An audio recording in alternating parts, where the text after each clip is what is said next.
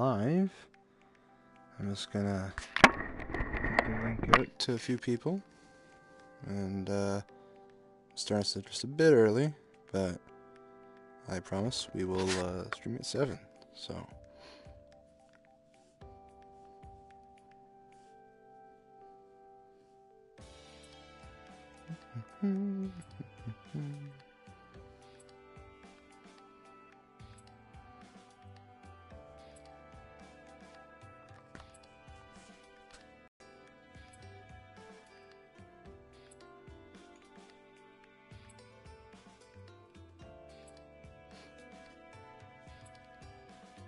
Just checking a few things here.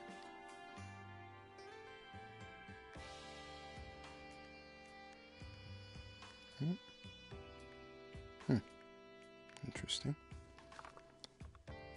It's almost 7.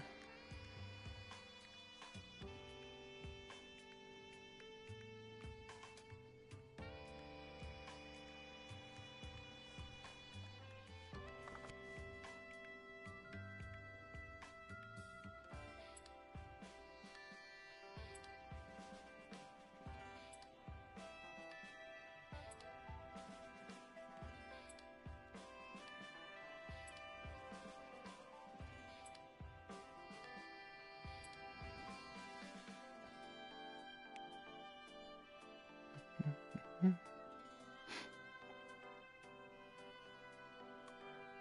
see here.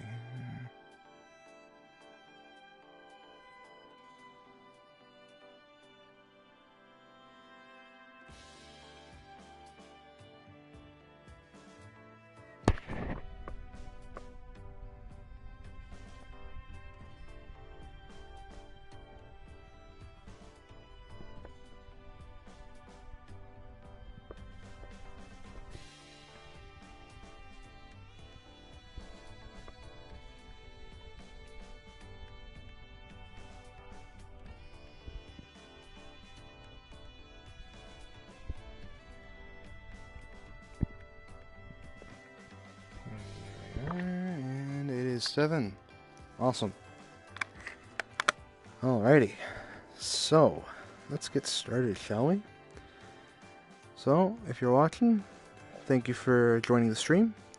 As the title says, we are going to go over the new update for Gran Turismo, the 1.32 update for GT Sport.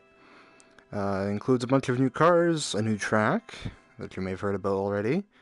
It also includes a new event in the Amateur League for the GT Leagues. Some new tracks been added to existing ones. And there's a new escape section, so... Oh, there's also a new circuit experience as well, actually.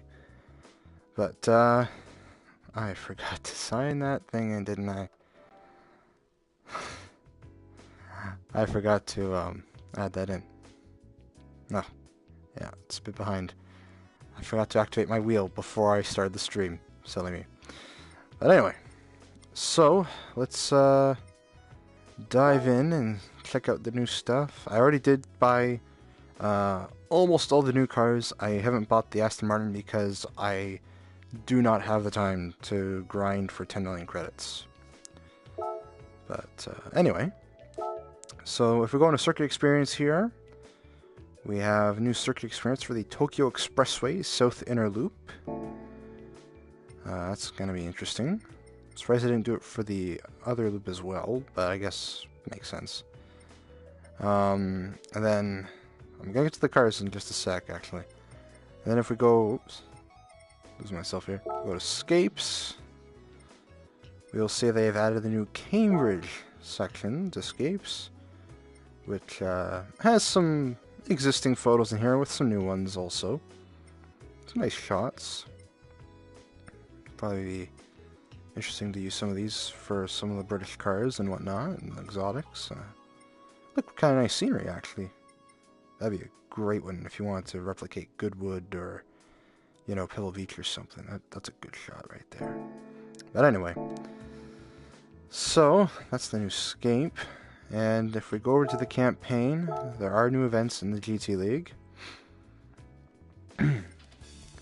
So if we go into Beginner League here, we have Alsace and Maggiore East for the Stars and Stripes League, or the Amateur Cup. We also have Z Heritage, or Z Heritage, however you want to pronounce that, which includes Tokyo Expressway South Inner Loop, Tsukuba Circuit, and Blue Moon Bay Infield A. So, interesting. And that's all for the Amateur League I'm seeing. Or, yeah. That was the Beginner League. Sorry, my mistake. That was the Beginner League. For the Amateur League, they have added I keep wanting to say Special Stage Route X and Tokyo Expressway South Outer Loop for the VGT Trophy race. Yeah. And if you already guessed it, Special Stage Route X is the new circuit. I don't know why I have a hard time saying that one. I'm just going to refer to it as SSRX from this point on, actually, just to simplify it for myself. If we go into the Professional League, we have Interlagos and Lasarth with chicanes for the X2014 Nations Cup. That seems to be about the only new tracks added to, only new stuff added there. If we go into the Group 1 Prototype Endurance Series, they have added Fuji International Speedway Short variant for the Prototype Series. So those are your new tracks for the leagues. And now, to get to the meat and potatoes, as it were, the Brand Central. I've already bought most of these cars, so you probably won't see the new icons, but I'll run through them quickly. So, right away in the America area, we have the new, from Shelby, the 65 GT350. And interesting to note, you can actually get it in 3 variants. I should probably put it in studio scenes here. You can get it plain white, you can get white with the body side, or body side and the racing stripes. I don't know why you go for the plain one, but personally, it's not a Shelby without the color package.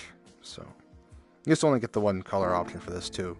But it costs you 400,000 credits, so it's the cheapest Shelby at the moment. And then if we hop across the pond to the Europe area, got a bunch of new cars actually. We have from Aston Martin, as I was talking about earlier, the DB3S, which is over here, costing you 10 million credits with 224 horsepower and 224 pound-feet of torque. Pretty lightweight though. But 10 million tag, I ain't gonna be driving that anytime soon, unless I get it as a daily, which slim chance there even. But anyway, moving on. So we have new from BMW, the Z8. Oh, I overlooked one actually. I'll look at after this. But the Z8 for 166,000 credits with 395 horsepower, 368 torque, 3,500 pound curb weight, or 3,550. It's a striking car. There's a few color options to it, not too many. Got silver, dark gray, black, blue, and red. I've never seen the Z8 in either of these two colors. I've seen it in everything else except these two. So that's pretty interesting. But yeah, so backing out to the UK area again, I forgot TVR has been added. So TVR has made a comeback. They've added the Tuscan Speed 6 to the game, and you have so many colors to this one. Not as many as some of the other cars have, but you have Reflex Purple, which in my opinion is the only color you should get this car in. It's just, it's so bizarre. It's so TVR. Is the only way to put it, really. So is the Reflex Spice and Chameleon Orange and Blue, but just this is the most iconic to me. But very interesting car for sure. We have for 95,000 credits with 360 horsepower, 2,400 pound curb weight, and 308 torque. I believe that comes out of a 4-liter V8, if I'm not mistaken. But anyway, so backing out of that, and jumping back over to the Germany section, we finally have a new offering from Porsche, and it's one I've been waiting for actually. I can't wait to drive this in VR. The 356A, or 1500 GS GT Carrera Speedster. One of the first Porsches. So it's got 107 horsepower, 91 foot-pound of torque, 1,800 pound curb weight, and a 1.5 liter boxer flat 4. So it's a very interesting car. I am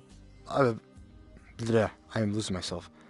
I love Porsche, and this is one of the cars. It's just like, if I could ever own an exotic or an old classic, this would be the one I'd want to get.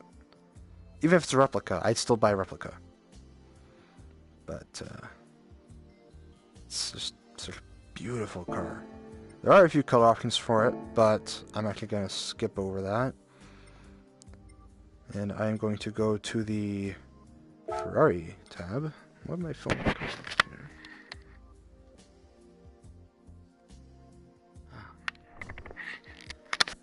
here? Anyway, nothing important. But if we go back to the Ferrari here, they've added the Dino 246 GT with 191 horsepower, 2,300 pound curb weight by the look of things, almost 2,400 actually. It's not a lot of power by the look of it, but for what it is, it's interesting. 500,000 credits, so it's a bit steep in the price bracket, but looks interesting actually from that shot. So, and you have so many color options. Look at the color options you have with this car. I couldn't believe it when I went to pick mine. I picked it actually in Rosso Ferrari because I like the Ferrari color. But you got like 4 shades, no, more than 4 shades of red. But you have so many colors to pick from for this car. I almost went with Nero, which is this number right here. But you gotta have Ferrari in red. It's the signature. So anyway, that is the Dino. I'm gonna drive all these in VR, don't worry. I believe that clears us out for the Europe section, actually. And then if I go to the Asia Pacific, we have 2 new additions to this one. So if we go over to the Nissan tab, we have the Fairlady. The Fairlady Z version S. Or as we over in North America know it, the 350Z. Fairly cheap, 310 horsepower, 264 torque, 3,200 pound curb weight. So it's pretty interesting looking. I like the setup actually. That looks pretty cool. Very short throw there, I just noticed. But anyway, so that is the Fairlady. And then if we back out of here, we go over to the Honda tab. We have a car that many people have been wanting, the DC2 Integra Type R. 198 horsepower, 2,381 pound curb weight, 137 foot-pound of torque, and yeah, very capable. And 200, I didn't realize that. But very capable looking front-wheel drive car. I'm gonna be looking forward to driving this actually, but I'm actually gonna look forward to driving the convertibles the most. So anyway, that basically clears us up for the car selection, I believe. And now, without further ado, let's jump into VR. And now, normally, how it's always been is I do pick the track that's out in the update and I race all the cars. But rather than do all that, I'm going to just show you with the Tomahawk Special Stage Route X. And then after that, I'm probably going to do Nürburgring for the rest of the cars. Because Special Stage, I mean, you're going to find out very quickly here what I mean. There also seems to be a glitch with this update. They don't show us the car as it's loading in now anymore, which is a bit frustrating. So I hope that gets fixed. But, the engine at least.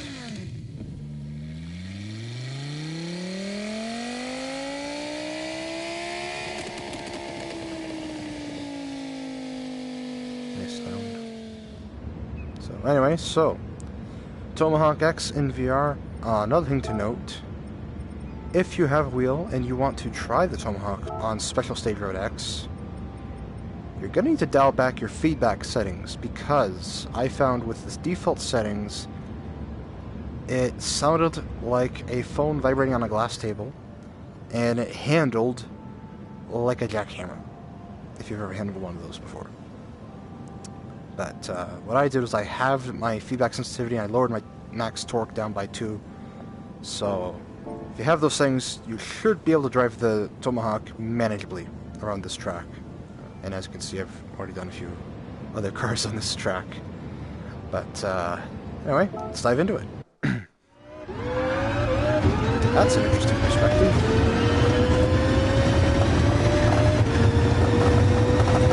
This is what I mean by the vibrating.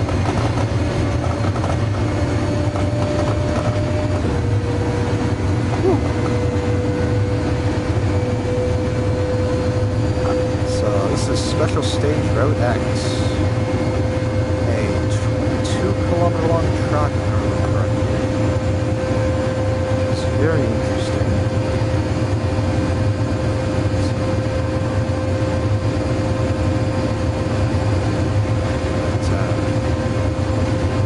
Speed run, we're doing about 588 kilometers an hour out of the gates.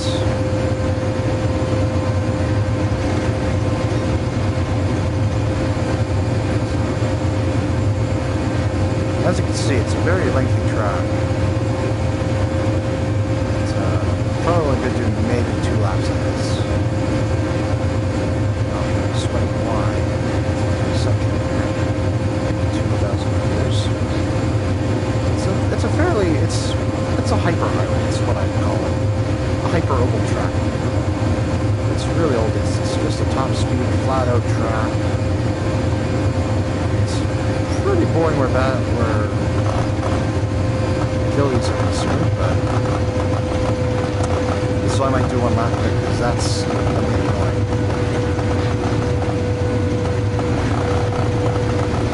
It's definitely an interesting perspective. How high can I get with that?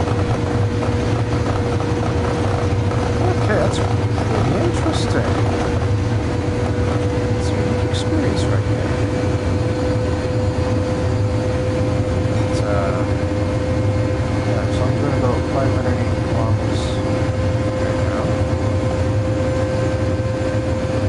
So it's definitely interesting to look at the track from this perspective, I'll tell you that. It feels interesting.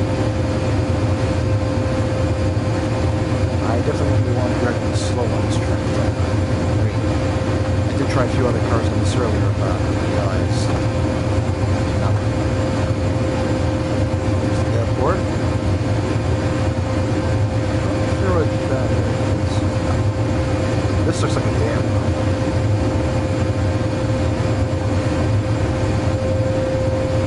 That just looks cool. The tunnel of this looks really nice.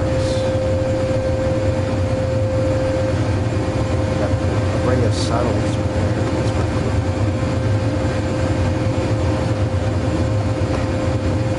Yeah, it's a pretty... I mean, when you get to the beef of it, it's a pretty boring track to race on. But it's great for testing top speed tunes and stuff. And this is probably going to get used for drag racing lobbies a lot. It hasn't already anyway. I'm just going to stop up this one line, actually. This is getting terrible.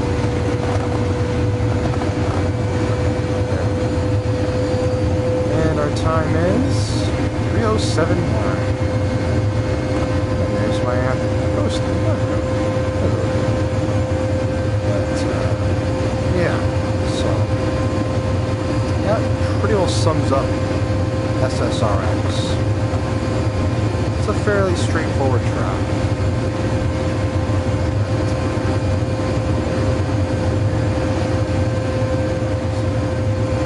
It's cool, but outside of top speed, it's not really that far enjoyable, in my opinion. But anyway, so I'm gonna back out of this track, and we're gonna get to driving the new stuff. So let's go to the Nordschleife. Afternoon. And ooh, where should we start? That's always the good question. kinda want to start with the Speedster. I think I'm gonna start with the Speedster. Or should I start with something else, maybe? What should I start off with? So many good options. You know what? I'm gonna do the Speedster. And I know it's gonna be a very slow car around the Nordschleife, so I'm probably only gonna do one lap with it. Although, 107 horsepower and 1,800 pounds, that's decent power to weight ratio. It's a shame we can't see it though on the loading screen. You can only see loading.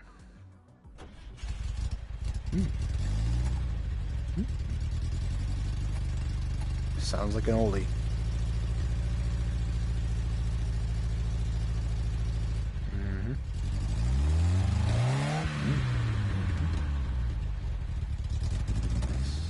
There we go. Alrighty. So, I'm going to switch over to Super Soft. Just a habit of mine, by the way. Don't bother. But yeah. Oh, yeah, I should probably dial up my... Oops, wrong tab. Dial up my settings again. This is gonna feel pretty numb. There we go. Alrighty.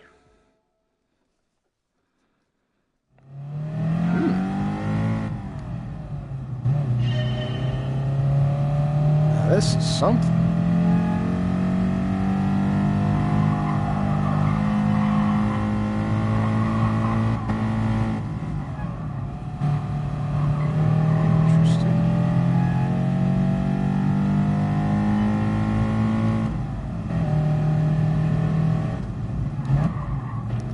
Also going to assume off the bat that this is only 4-speed manual. Hey, Mr. Junior! Thank you for joining the stream. Glad you can make it. Briefly. But, anyway. So this is definitely old car feel. That plant. Oh boy! Oh, I was not expecting that.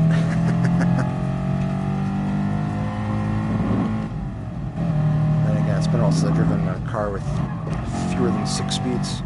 I have not tried the Z8. This is actually the first new car I'm trying out right now. I'm trying out the 356 first. I will try the Z8 later though, don't worry. I just wanted to get this on my system and do this car first because I've always loved the style of this car. It's such a beautiful car. And by the look of things, they've done a pretty good job at covering the interior of it pretty well. Although there's not really a whole lot you could screw up in a pretty back-to-basics Porsche, to be fair. Let's see what she tops out at. Betting 190 maybe? Oh, a bit higher than 190.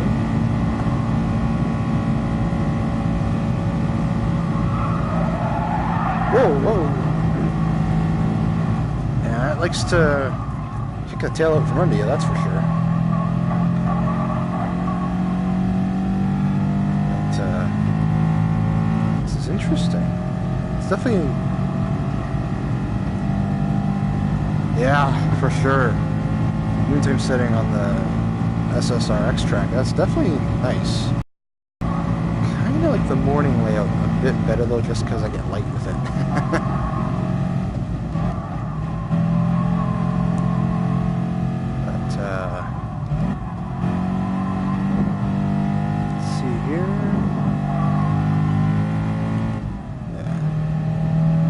It's definitely old car feel. If you remember the E-Type, the suspension was very cushy, very soft. Porsche has similar softness to it, maybe a bit stiffer. That could be underestimating or overestimating, however you want to look at it. But there's definitely a lot of body dive on the front, you can tell here. So...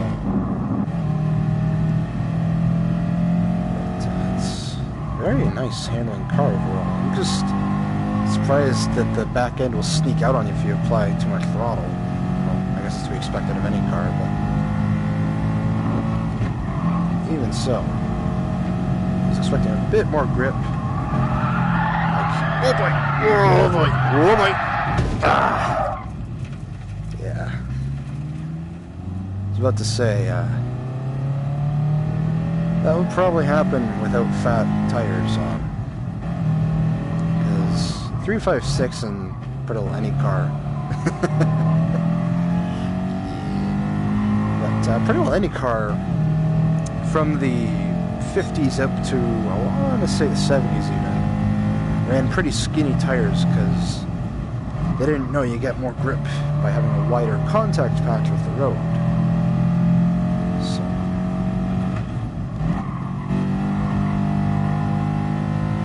1,000 degrees, which is half right, but I am a fan of this windscreen. That is a very nice windscreen. Yeah, you could be right actually. I found it incredibly hard to control. Like I was saying earlier, I had to tone down my feedback settings because to prevent it from sounding like a vibrating phone. I also noticed that actually. Yeah, it doesn't dip anywhere past 590, even on with a high gearing tune to it. I think we're going to find some way to adjust the gearing on the Tomahawk so we can punch through 600 again. Because I remember on Tokyo, you could easily get up to 640 kilometers an hour. Yeah, even Surf. I remember that. So, yeah. Well, the new handling model is definitely an improvement in some areas, but it needs to definitely have some adjustments made. At least in my opinion.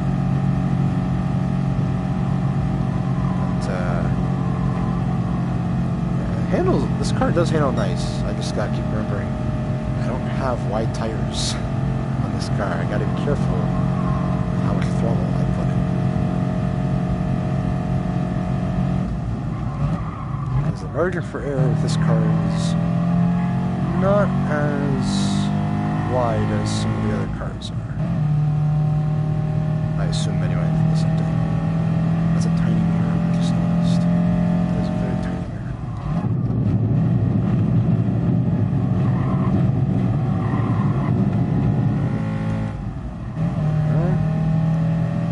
She likes to redline out to $7,000, which is quite impressive for an engine of this era. I'll tell you that.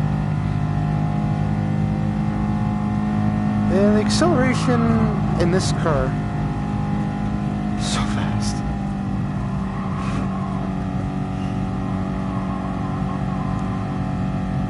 This car for sure, I mean, it's an old car. The acceleration.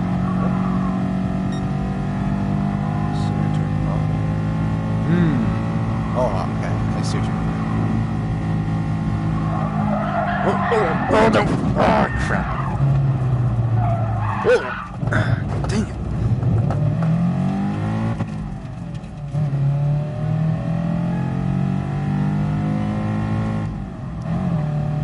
Just trying to get momentum going through that corner, but I again forget I don't have wide tires on this Porsche.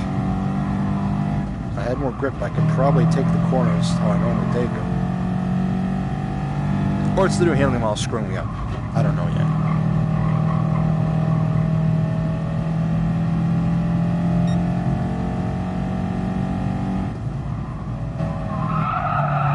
Woo! Woohoo! Safety. Okay. Huh. That is interesting. Because I'm used to just drawing my own, going through banging gears and breaking the sun out. That is interesting.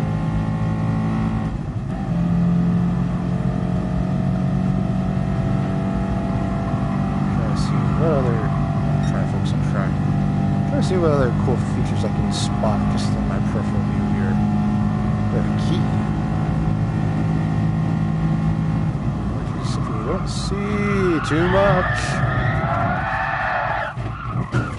Oh, nice. Wait, the train was always active in the new Tokyo track. I remember seeing the train move. blew my mind. I'll bet. Yeah, no, I could have sworn in my last update video I made mention of the train actually moving with the cars in the last update. Or no, that's right. I don't think I live streamed the last update, did I? Maybe I did.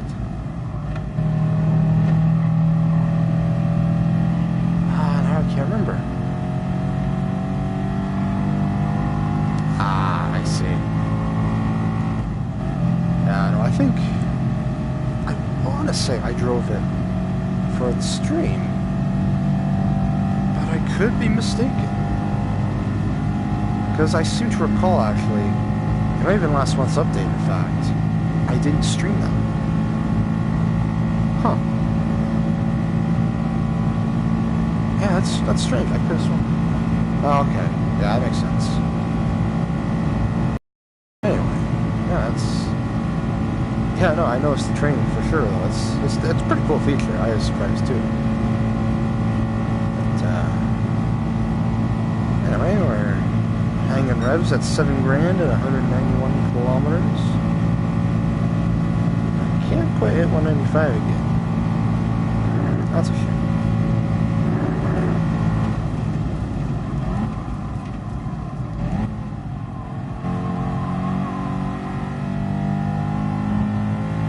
Anyway, almost done the lap here.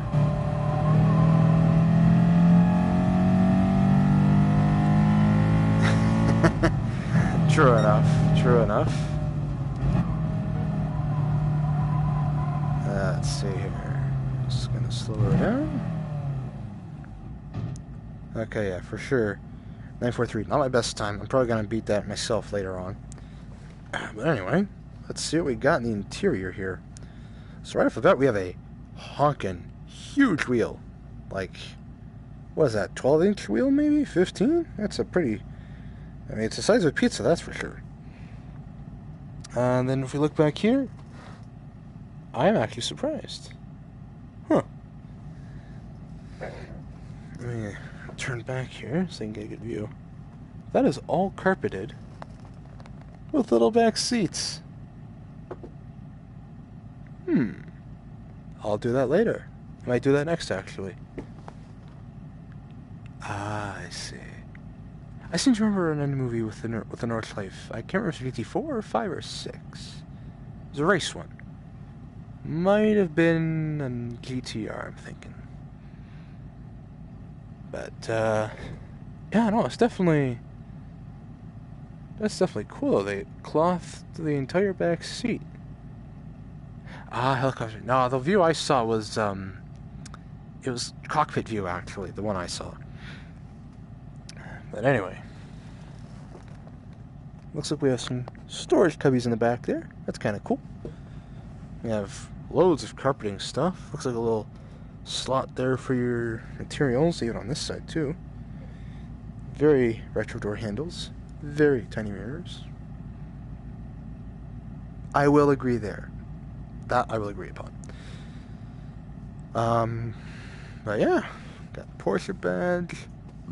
Well, nameplate, and looks like a badge.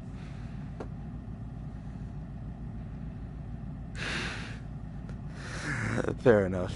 Fair enough. And oops. Yeah, that's Porsche logo there. I'll give you 2 keys, which is a nice touch. And then we only have 1 light for our turn signals and hazard, and the same light. That is interesting. I know, right? So many freaking color options. But yeah, that is an interesting looking odometer, speedometer there. Actually, the whole layout is quite unique, really. But very, very tall 4-speed. Well, would you look at that? Help! I have a transmission stuck in my leg! Even then, that's pretty tight.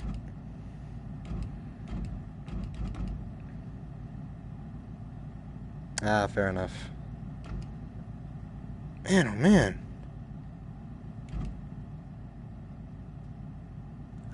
I see. Alright.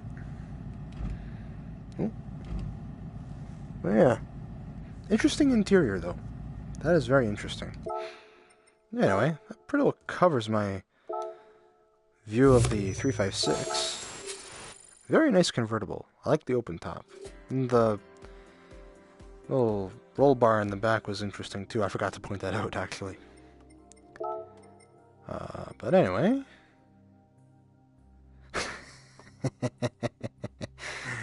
yeah. So, in keeping with the theme of convertibles here, let's move on to the Z8. We're going to ultimately see if the new handling model screws me over here, or if it's simply I'm out of shape with driving. But before we do anything, maximum grip. Now, let's see. Gotta center myself one more time. Alrighty. Now, let's dive in with the Nordschleife Z8. Ooh, that is an interesting interior. Fair point. I might do a different track then. Oh.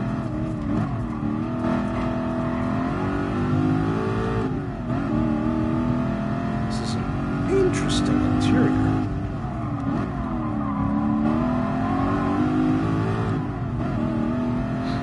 This is just... fair enough. Ooh. Let's see here. This is kind of fun, actually. The brakes! Oh boy. Brakes are not as good as I thought they were going to be there.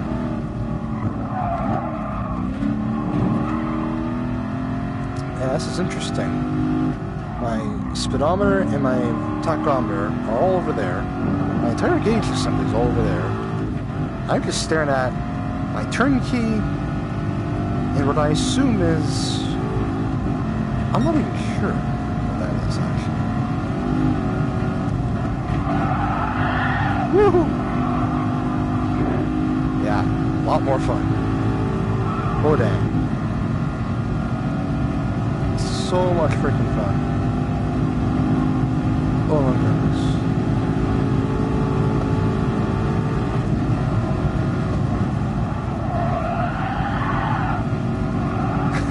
Alright, man. Hope you catch the rest of the stream later.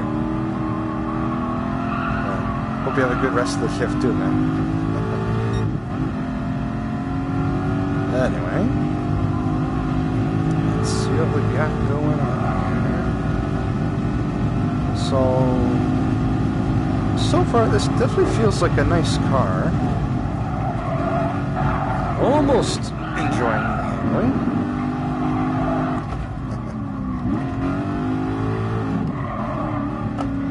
It feels like a more refined Aston, actually. I know this is supposed to be like a luxury Grand Touring kind of vehicle. But if I'm honest with you, it feels like a better refined Aston, almost. Well, no. Never mind. Astons were so low. This feels pretty close to a Mercedes, actually, in the handling department.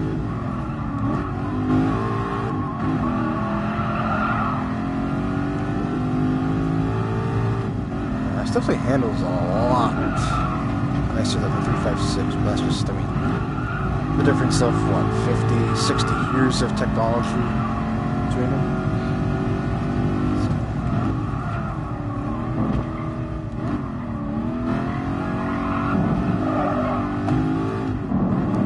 Yeah, this is a very good handling car. Loving it. I'm loving the open roof, too.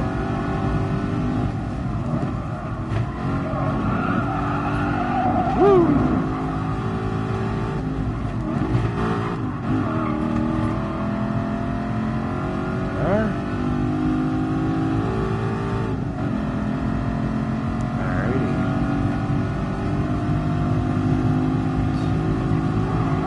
Say, I do like the handling of the steering wheel. Well, not the handling. The look of the steering wheel. I can't actually feel the wheel of the game. But do like the look of the steering wheel. It's interesting. It's an interesting approach. It's very bare bones accessory wise. But surprisingly good speed on this thing.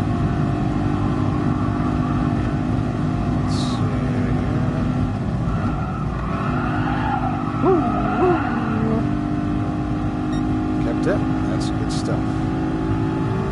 Very good stuff.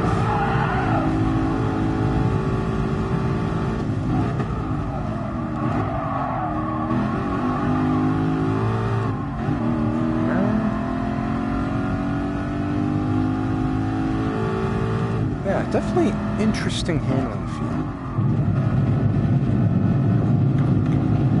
Keeping it tight.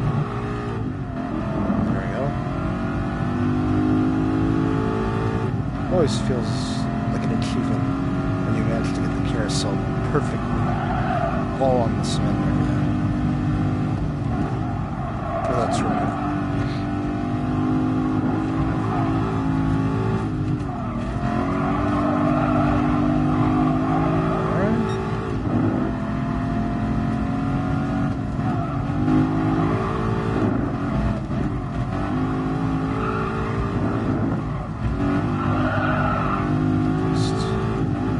A bit slower than I normally would push it. That's in the car.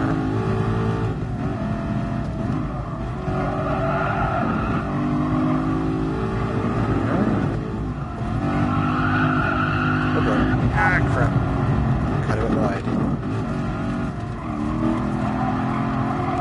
I will say this, the engine definitely has gobs of torque for days, no matter what gear you're in. Just loves pulling. I guess it's not obvious when you give it a 300 horsepower.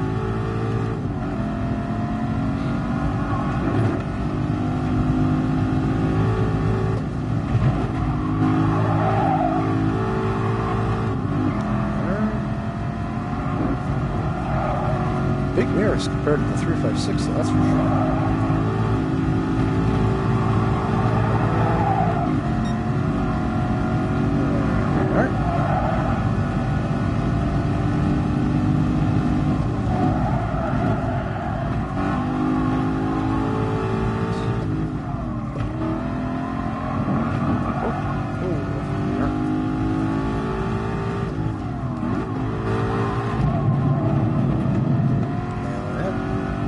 Yeah, it definitely feels a lot easier to handle than the Porsche. But again, I stress that maybe because of differences in model years. It's definitely unique. Well, okay, maybe not so much unique handling. I did say earlier, it handles kind of close to a Mercedes. Specifically the no, the SLS section. So I'm thinking the SLS. Because that handle's pretty close to this, I think. It's a very nice looking 6-speed shift. Nice. So.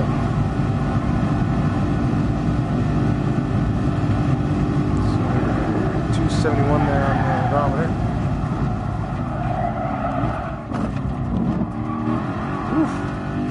I actually thought I was going to hit the wall.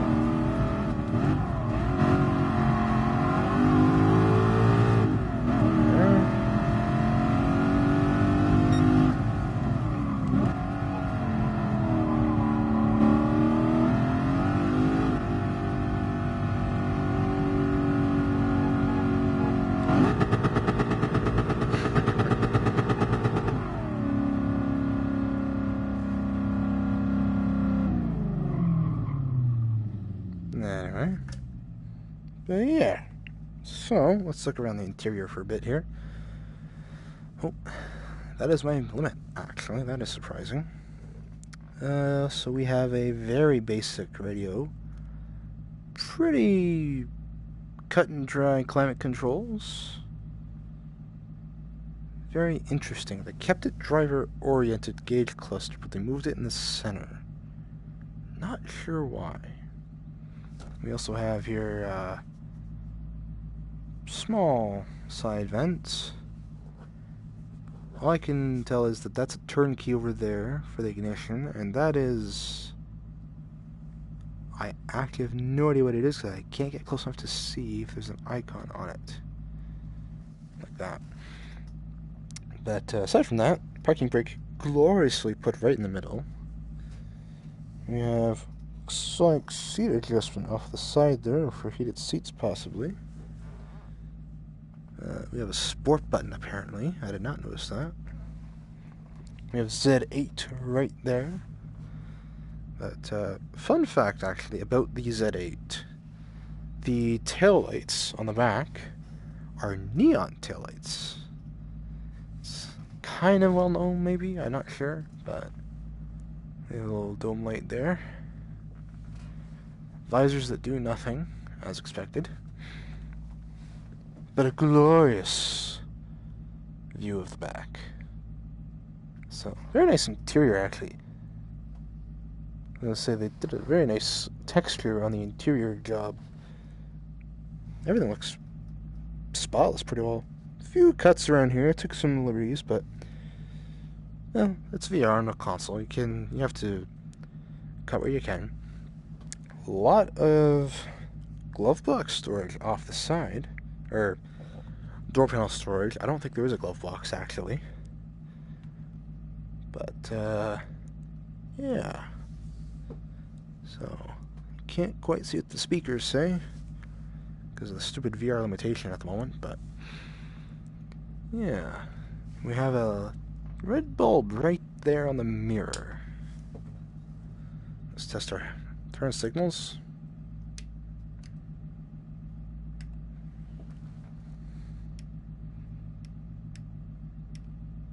Okay.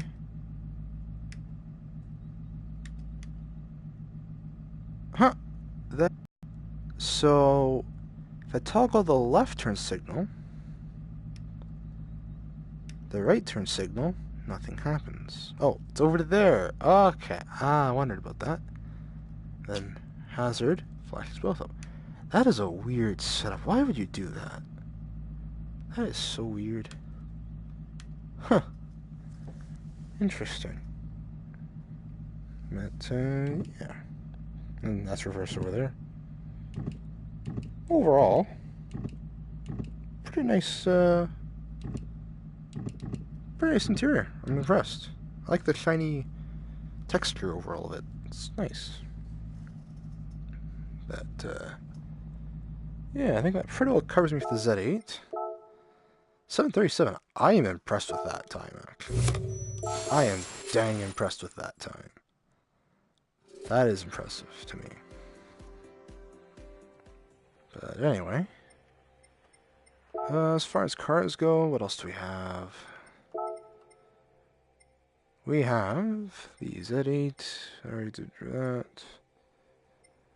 Oh, what to drive next, I wonder. I might switch to a different track, actually, like Mr. Junior suggested earlier. I might take one more car up here, though. Which one should I do? Gonna do... the Dino or the Tuscan? Not sure. They both look so nice. Do I want to unleash... Oh, I didn't realize the Z8 had 395, actually. That would explain a fair bit. The Tuscan or the Dino? I'll save the Japanese ones for a different track, actually. What should I do? What should I do? Actually, you know what? I'm gonna drive the Fair Lady. I'm gonna drive the Dino on Maggiore. And then I'm gonna drive the TVR on a different track entirely. And then to finish off, I'm gonna drive the Integra. Not around Tsukuba, but Suzuka. I just gotta center myself again. But, yeah. Switch over to Super Softs. And, yeah. So, let's go. Okay, let's do that.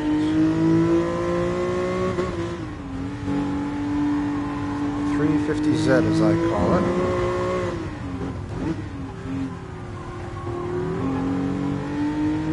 The chassis that everyone is happy is back in Gran Turismo Sport.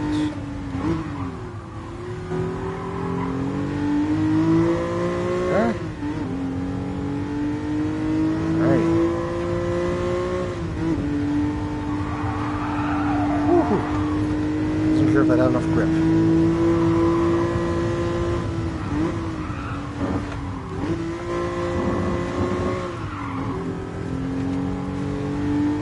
Feels right.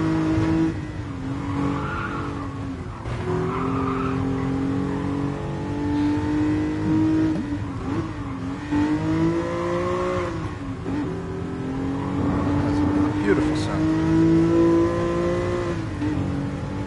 Actually, it has digital speed readout on the center stack, but I have speedometer to my right.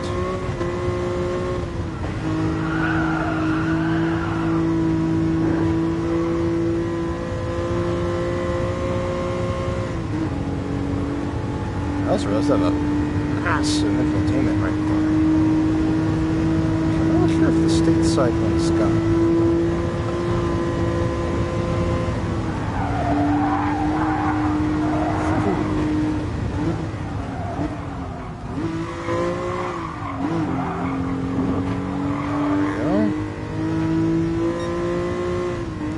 I definitely liking this handling a lot better than the 300ZX, that's for sure.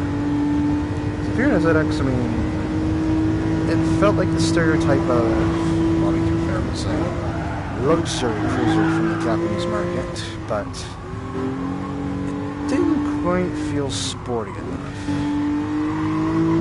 This, on the other hand, feels much more sporty. Perfect sport.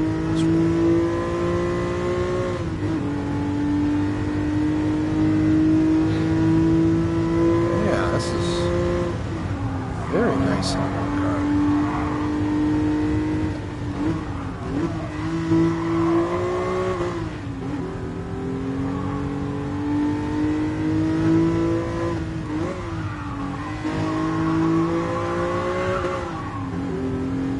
This is interesting.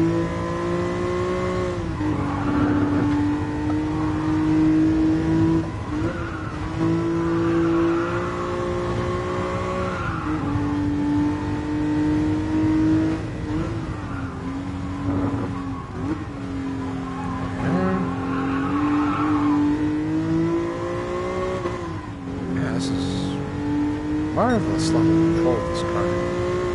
Maybe the handling model, or it may actually be the car, but I am enjoying the handling of this.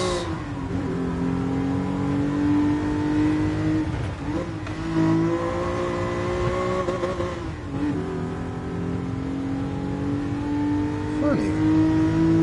I just noticed that the wheel on here only has buttons on the left-hand side. I seem to recall the US market 350Zs actually had other buttons on the right side of the wheel. I think that was because, this is just my guess, don't quote me on this 100%. I'm pretty sure if I were to stop and take a look at these buttons, some decent lighting, those might be the buttons for the cruise control. Yeah, those are the buttons for the cruise control, I'm pretty sure. I'll take a look when we're done the lap. But the buttons on the right used to be, pretty sure, to control the stereo, which is a common feature on a lot of cars nowadays. Not so much for that time that this car was running, but I want to say it was. Again, don't fully quote me, but I'm pretty sure that the US market 350Z had buttons on the right side of the wheel to control volume, or the vice versa for left-hand drive market cars. And we nail the... Ah! I got cocky. I got cocky. So close. So close.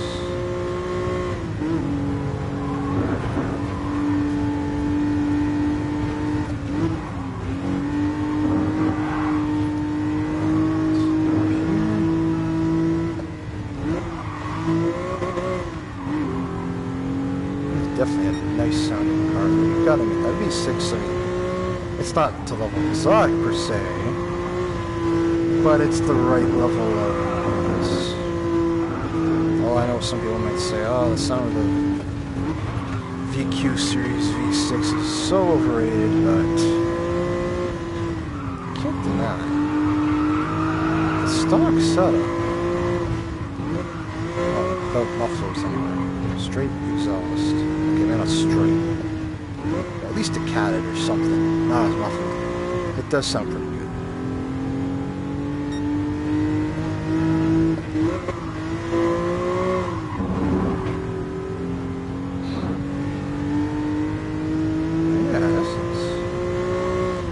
Very nice. Very nice handling. Oh boy. Keep it tight.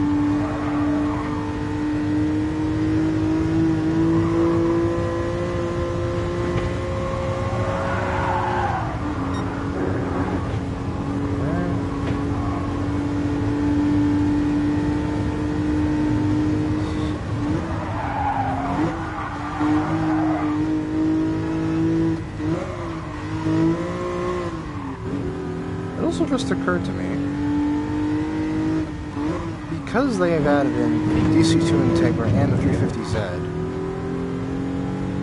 we now have almost every car in the game to recreate some initial DCs, or to do, I guess, sort of cosplay, as it were, you know, make replicas of initial D cars.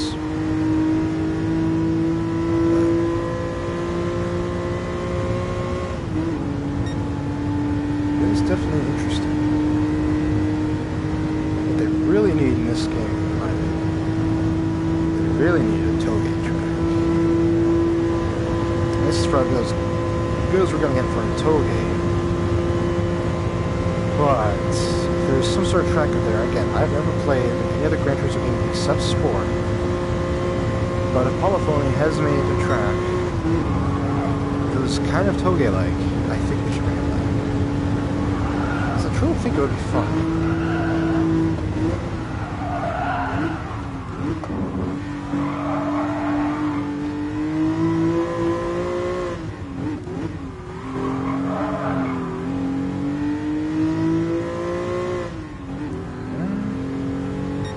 And there you have it. 7-minute 53 lap time. Pretty sure I could break it down to a 49 if I didn't whack the other thing. Okay, let me get some lighting here. About as good of lighting as I'm gonna get, actually, right there. Parking brake in. Alright, let's look around for a bit. I am mistaken. That is the volume, the hands-free call, and seek buttons for radio controls. So if that's the case, maybe the other buttons are for cruise control. Unless those buttons are, but I can't see them because for some reason I can't get clear. My camera's cut me off.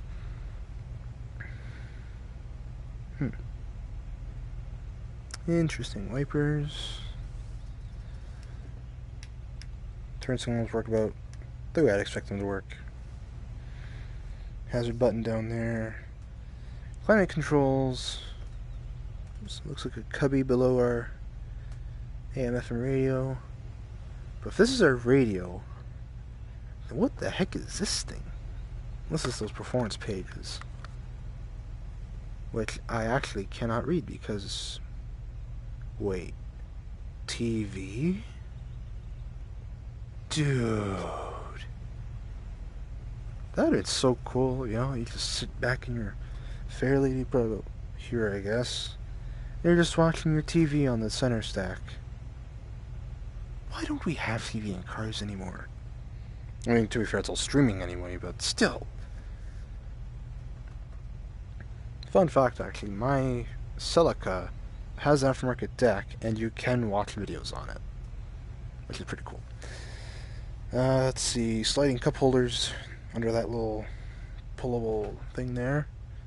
Glove box in the back. Very interesting looking 6-speed manual. Nice. Parking brake, of course, to the left. Interesting. And then we have trunk space with no back seat because this is strictly a two-seater car. And we have our gauges for our voltmeter, our oil pressure, I want to say, and our clock / speedometer. I know that is a clock, though, in reality. Yeah, that's kind of a cool design feature I just noticed. The vent is on the door, but they carried the kind of bullet nose design to the door handle. That is a very nice touch. That's cool. And of course, standard mirrors, dome lights, sunglass holder, visors that I'm having a hard time trying to see, actually. I might see if I can get some better lighting.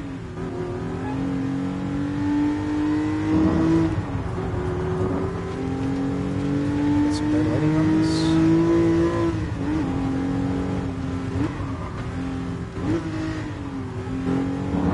Just gonna drive around for a little time. Get some better lighting.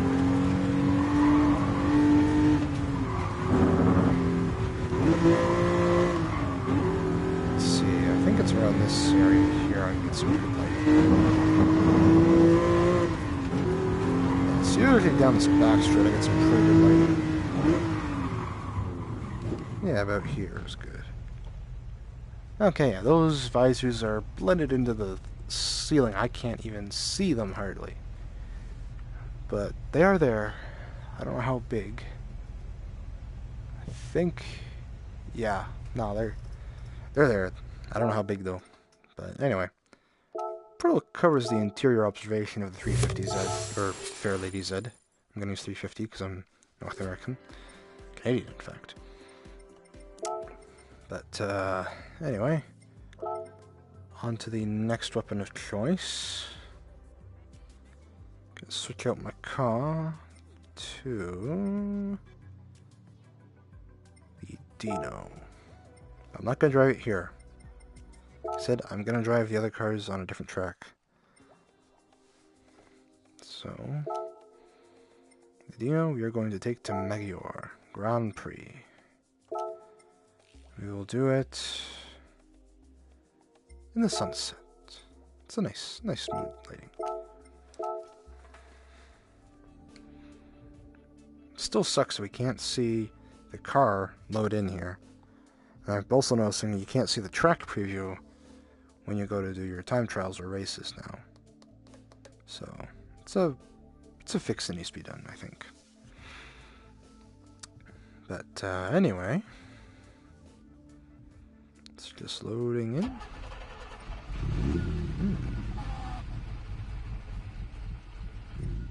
That was a fast loading engine. Hardly even heard it. Okay, so there's preview, but I think it's when you go back into the track multiple times it doesn't quite load in.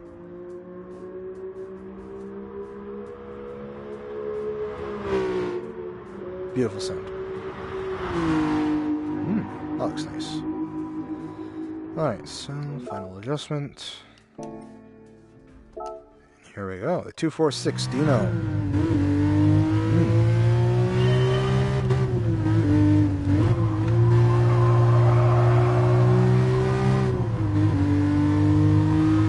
Okay, right away, that is a much more open cockpit than I was expecting.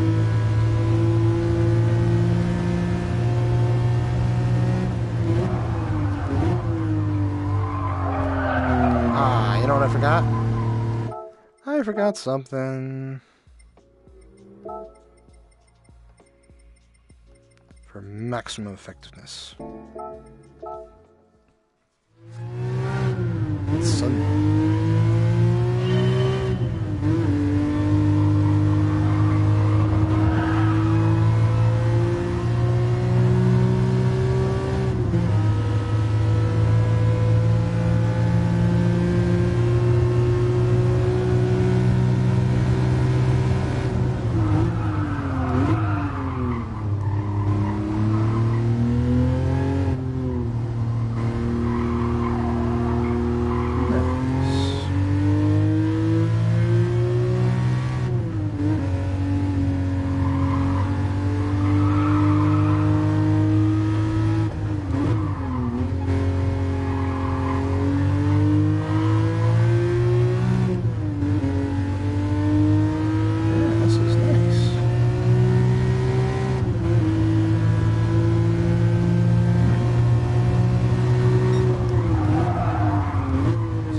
definitely not as soft as the E-Type was. That was way too pushy. But for a class to go around a similar time frame, this is very nice. Of course, it's purebred sports car. You can definitely see a bit of nosedive when I hit the brake. Otherwise, it handles very nicely. This is my first time I've ever driven the track in the sunset.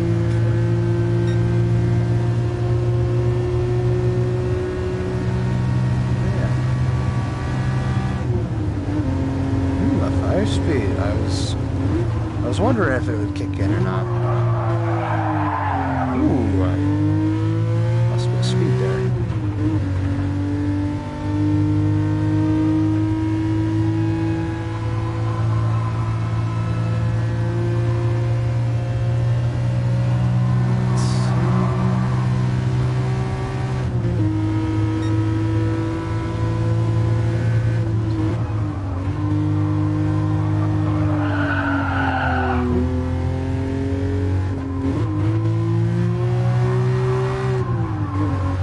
It's nice that the gauge cluster is lit up, actually.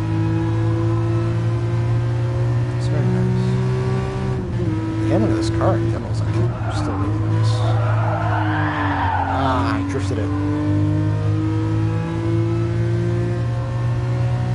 Which is surprising, actually. I was not expecting to be able to drift this car, given the very grippy tires I have on it.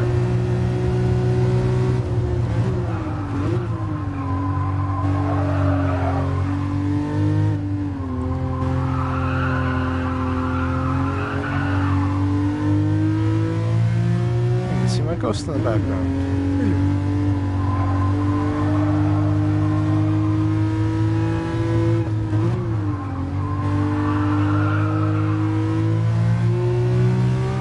Feels kind of weird though. I mean, it's kind of a thing I have to get used to with my own car when I'm covering this in the spring, but I'm going to look over the dash, really over the hood now, to see where I'm going.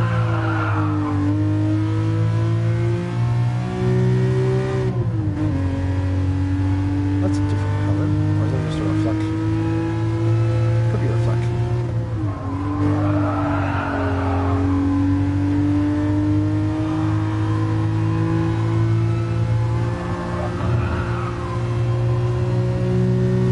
Anyway, it's a very nice car.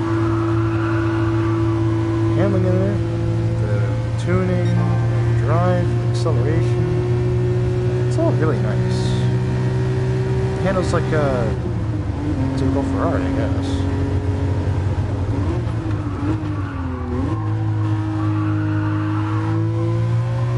There we go. Nailed the corner in. Holy smokes, I just realized. Look where my wheel is. And look where my feet are.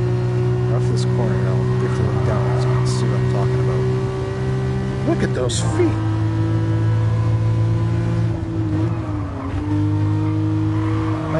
Pedal boxes way the frick over here.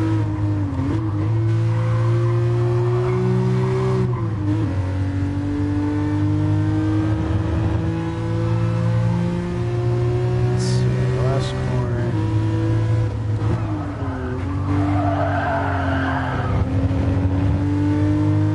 I can see I drifted out of the rear.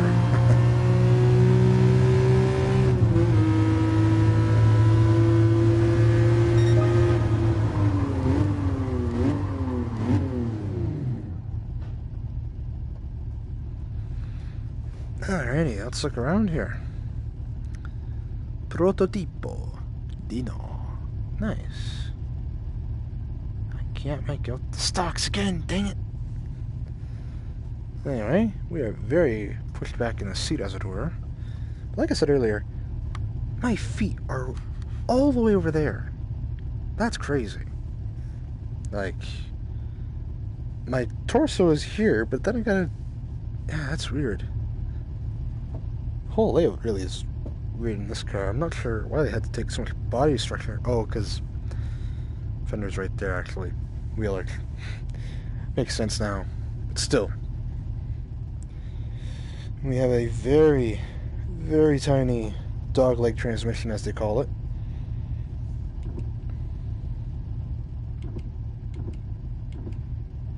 Very nice shifter movement. Ferrari has taken the care this time to keep the shifter out of my leg. Or, you know, you can just slice right through it to get to first. That's always an option. We have our slider here for hot and cold. Very basic gauges. Defroster. Toggle for something else by the look of it. Seats look interesting though. Very interesting kind of ribbed interior design. Not much to see of in the back. You got the world's weirdest curved glass window I've ever seen. You can see the curve all the way over there. And it just wraps around on the inside. That is weird. They couldn't merge it to the C-pillar. They had to use two separate frames of glass. That is interesting. That is very interesting. The engine, of course, sits behind me, because mid-engine. Very nice perforated leather visors and roofline. Dome lights all the way back there for some odd reason. A very tiny rear mirror. Got the driver's side mirror and no passenger side mirror, of course, as all conventional Italian autos were back in the day. We have a key, of course. A very tiny key by the look of it, too. Some more unnamed toggle switches. Got a light switch. And let's check the... Okay. So that's our... Oh, gotta turn that one off. Those are our lights, I assume. Yeah, those are our lights. And, yeah, I can't quite read the gauges say. I'm gonna assume it's oil temperature, oil pressure, voltmeter, likely, and... yeah, there's not much else I can make out. Maybe water temp is about the only other thing on there. Looks like we have a glove box here with a tiny keyhole on it. And that's what you did for defrosters back then. You had two vents sitting right there. But, yeah, very tiny wiper blades I just noticed. For once you can actually visibly see the wiper blades very prominently on the windscreen. But you also have little vent windows too, which is a nice touch. Right? They look so nice in this car, man. I always do these live streams because the details that Polyphony puts in these cars is just so impressive. I didn't realize the big parking brake we got right there. That's pretty sweet. Yeah, so that pretty well covers the interior of this car. I'm going to move on to the next now. My laptop is video. That is the Dino. Yep, it's the Dino 246, yeah. And I was about to switch over to a different track, actually. So I'm going to back out to the time trial events here. Oh, what track should I run on? Maybe I'll do Brands. Oh, maybe not Brands. Maybe I will do... Okay, you know what? Just because I am plainly curious. I already drove it earlier, dude. You gotta watch earlier in the stream. I did drive the 350. I'm gonna drive the Tuscan, actually, for my next car.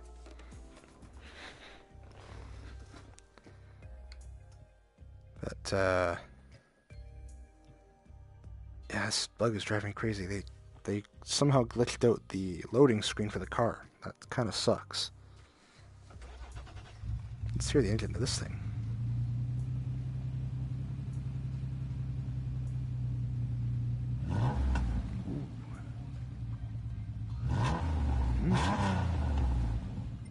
Beauty. Alrighty. And we'll, of course, go for maximum grip in this car. So, just gonna adjust myself one more time here. And let's dive into it. Oh boy.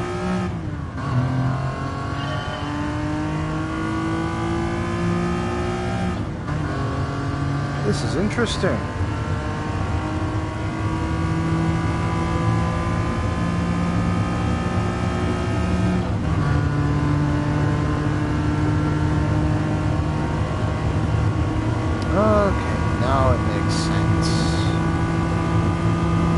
Now it makes total, perfect sense.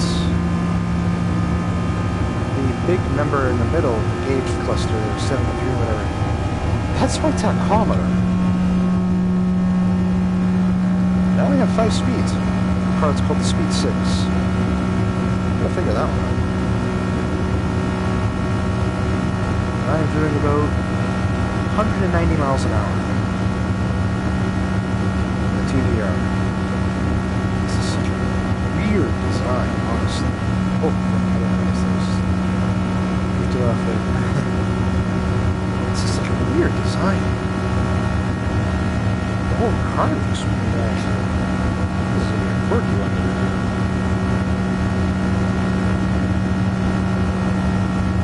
I have no visors. That's... I have no visors whatsoever in this car. Why though? Okay, sweet. I'm doing about 186, 187. Oh, that's amazing. Going down. This is interesting. This is so weird. Also, a very glitchy gauge of sorts. I'm not sure what that gauge is telling me. I don't know if that's telling me my engine is cold or my engine is hot. Going off the fuel gauge, I'm going to say it's telling me the engine is still moderately warm. That's interesting.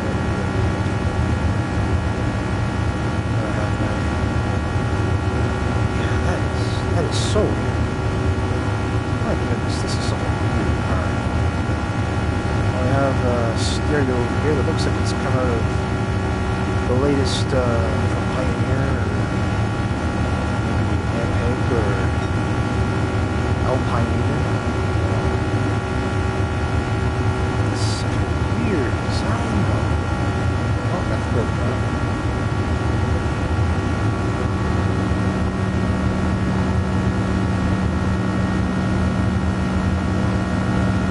Look at that, eh? That's just beautiful. That's just freaking beautiful to see the car.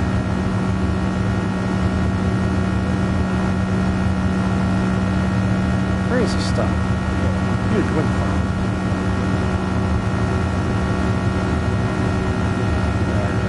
Airport.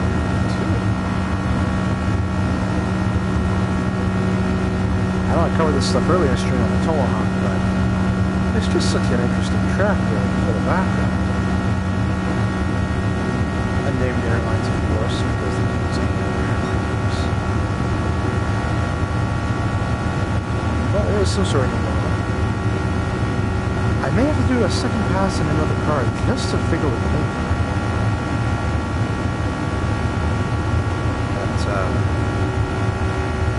This is interesting.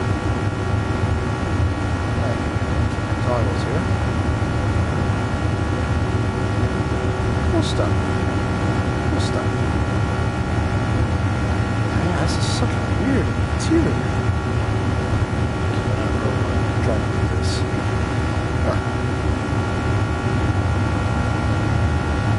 Hello box looks normal compared to Dino.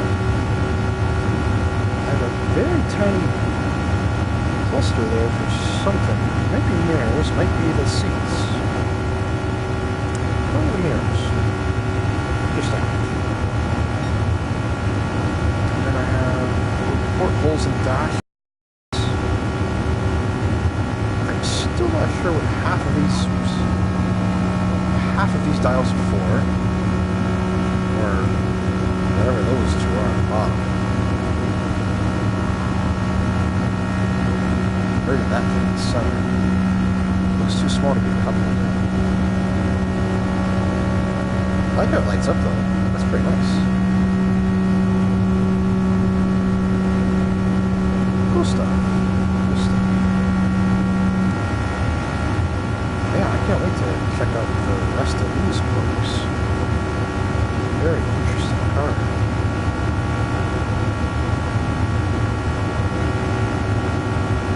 it's kind of boring hearing the same rev note. But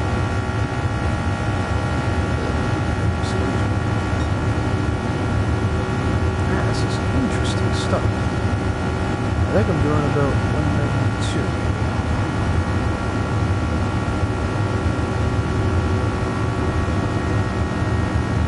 Let's see how high I can put the thing here.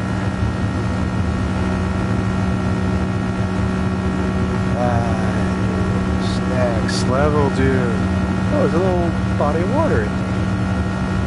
I didn't realize that before. That's really cool. Honestly, I'd love to have a bird's eye view of this track. I think it could be something. Oh, an airplane up in the sky.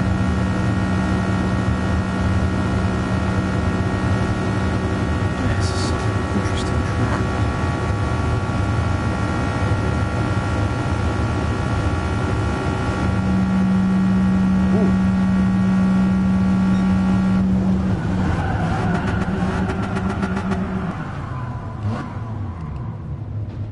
Okay, because we did a full stop run,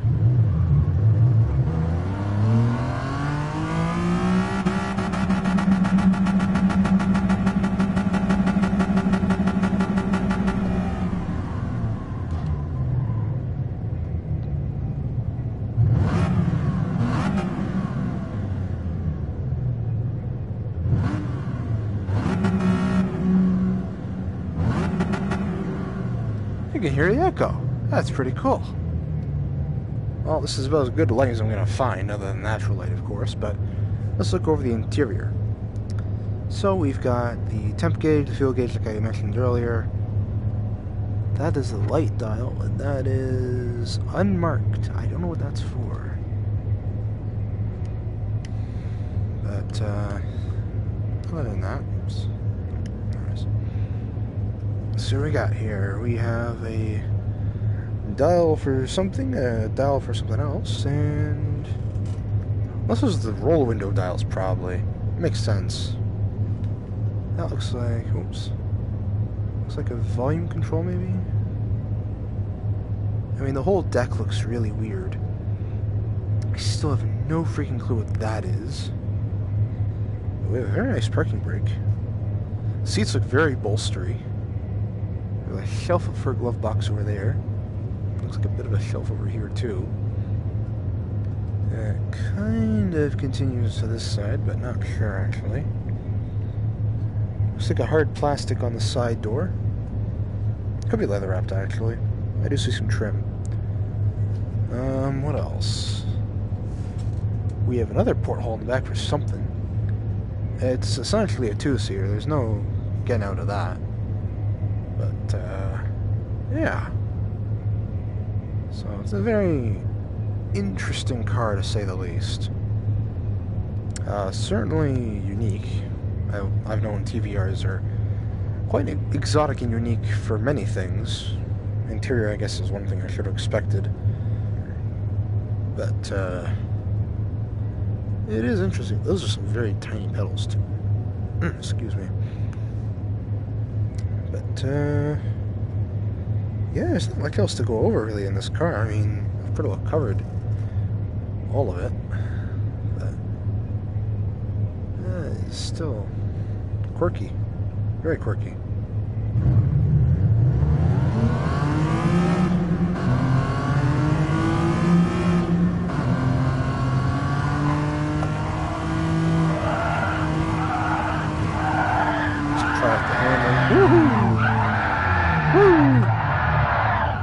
Hey.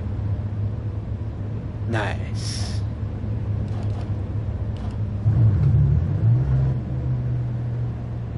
Very nice. Oh. Tiniest inscription on a shifter knob, though. Holy thing. Oh, and there's velvet here, too, actually. I wondered about that.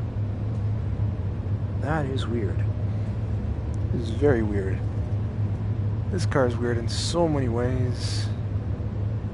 Especially the fact you don't get any sun visors. What kind of idiot makes a car with no sun visors? Like, come on, man. Yeah, that's just trunk space. I figured that much.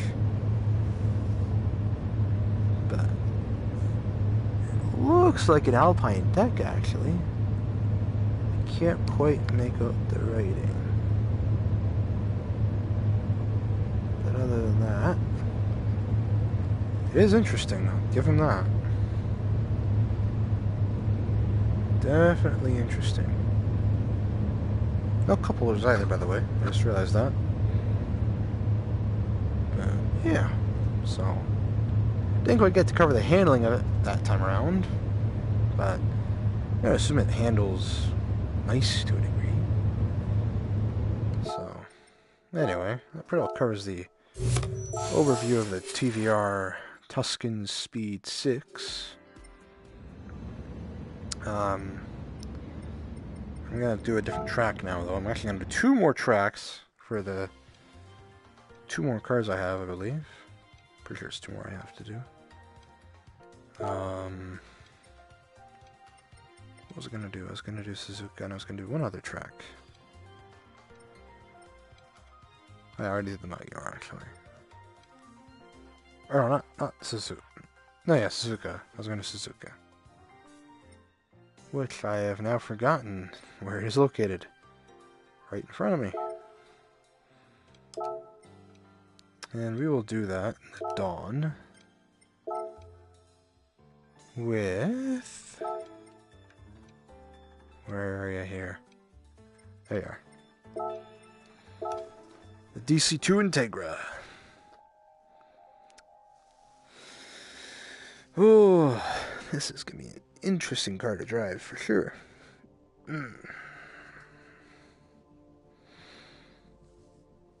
Oh, boy. Oh, I'm stretching myself a bit here. Let's hear this engine.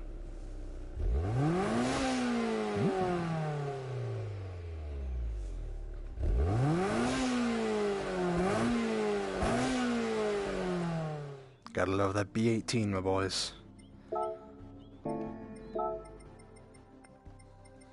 For maximum attack.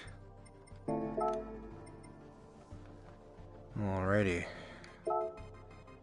Adjustments again. Okay, I need a drink first. Let me just get my drink over here.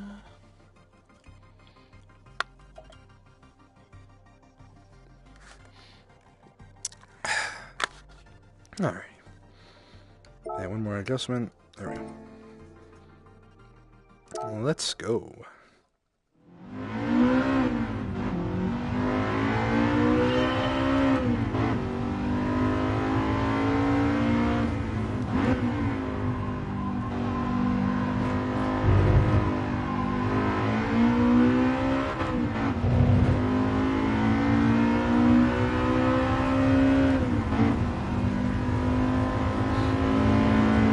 So far, so good.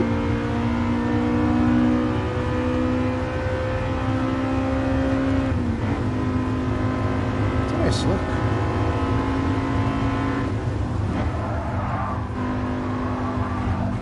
Oh, I kept that line. It's been a while since I've driven a Suzuka, by the way.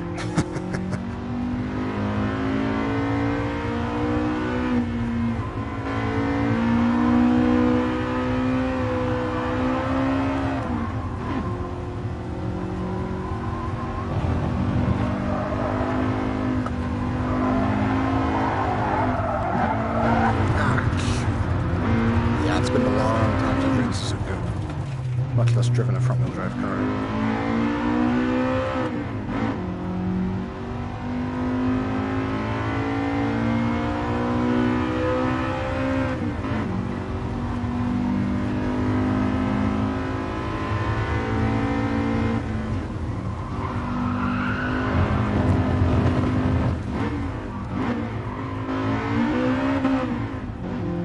A VTEC though.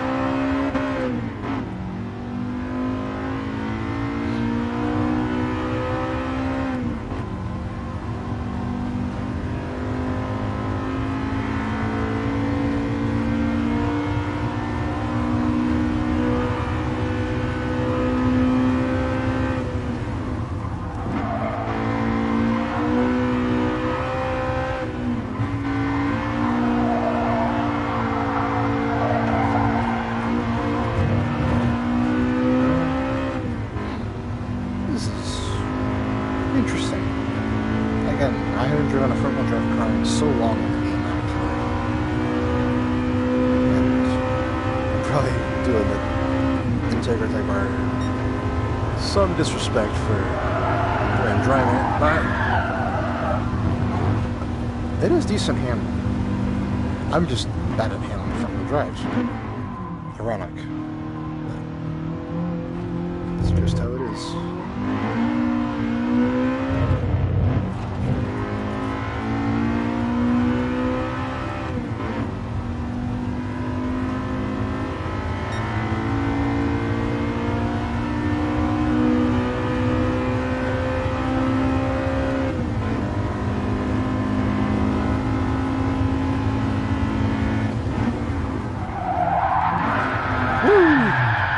I spun her out.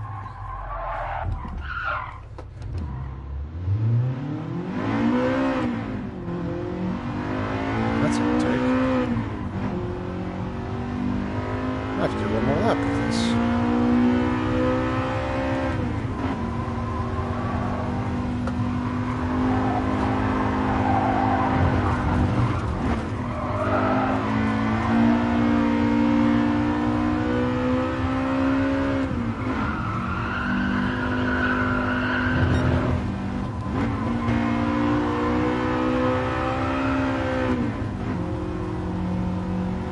There seems to have a lot of overdrive to it.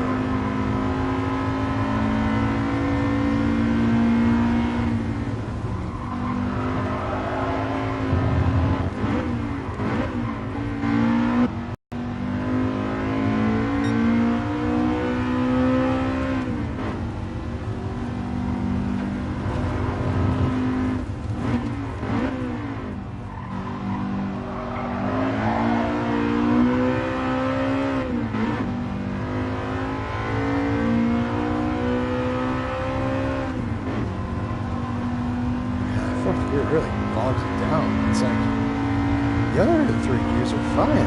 It carries the curve fine. Then you have fourth gear and it's just a brick wall.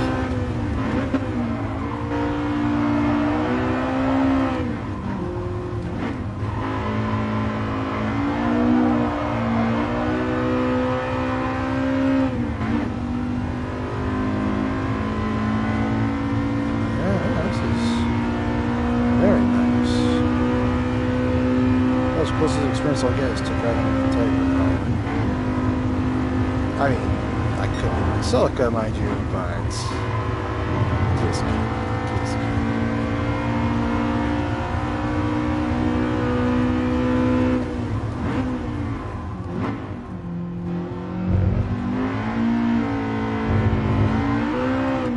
okay, one more lap, and then I should be good with this car. I think there's one more car left I have to do after this, actually.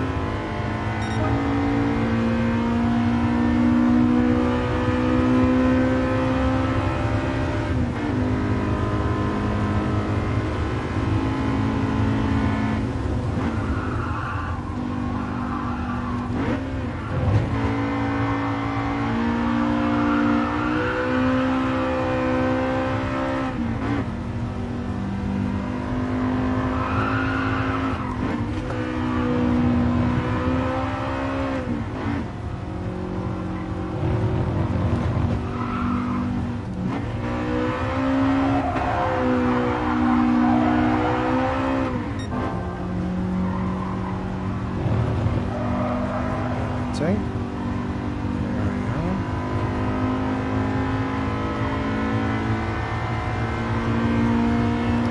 Yep, the Integra Type R. Oh boy! Ah, crap! I kept doing so good in that corner too. Yeah, no, it's definitely an interesting car. In part because I don't drive too many front-wheel drive cars in GT Sport, but I guess, to be fair, if I wanted to have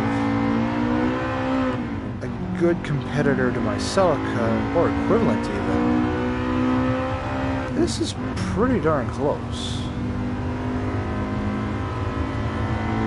So, well, I may have to actually look at the suspension setup on my car and try and mimic it to this if you want to actually get a hands-down accurate comparison to my Celica.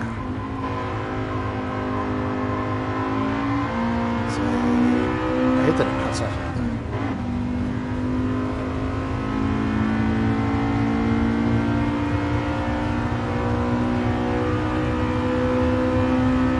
Yeah, no, that's alright, man.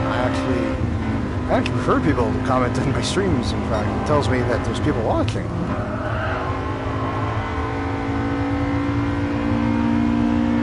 Because, I mean, at the end of the day, although I am showcasing these cars, I actually encourage people to just comment away, you know? Talk up a storm, I don't care. You know? Showing these cars off, and it's always nice to get some conversation going in the streams. I find it, I personally struggle to deliver good content by myself. I mean, maybe that's just me.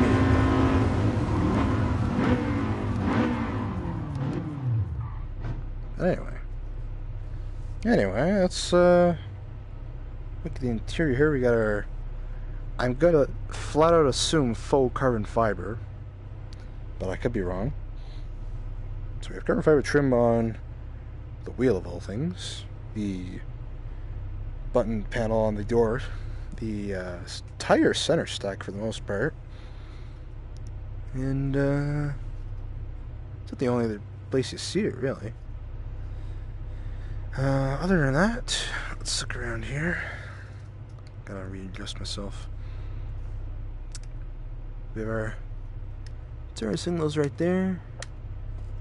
Hazards work. We have our engine temp, our fuel gauge, our speedometer, and our tachometer that screams out to 10 if we had a spoon tune on it.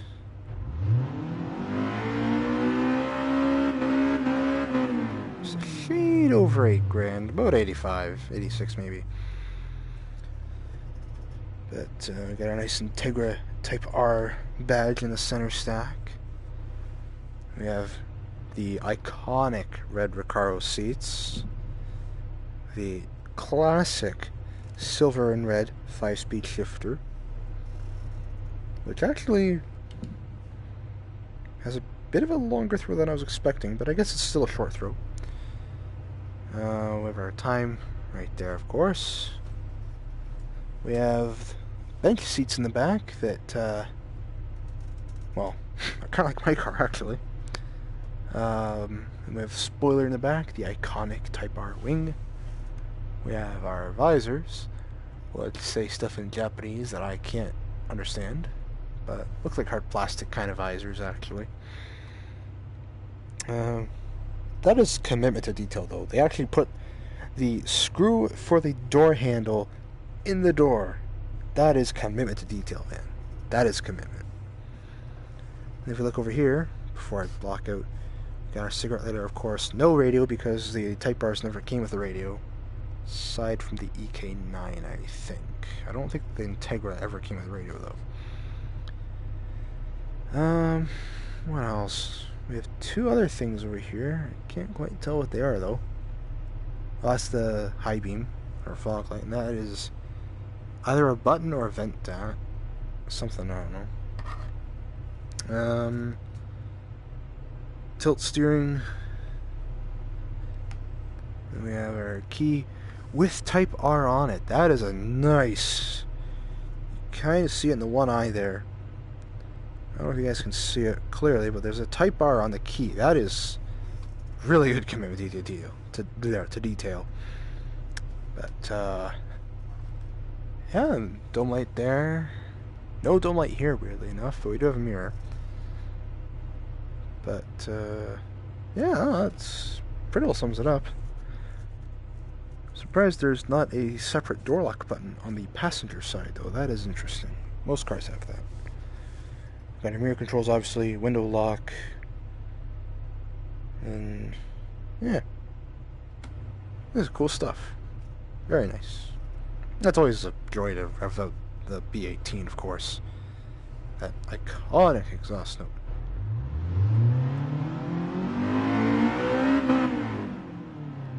Beauty.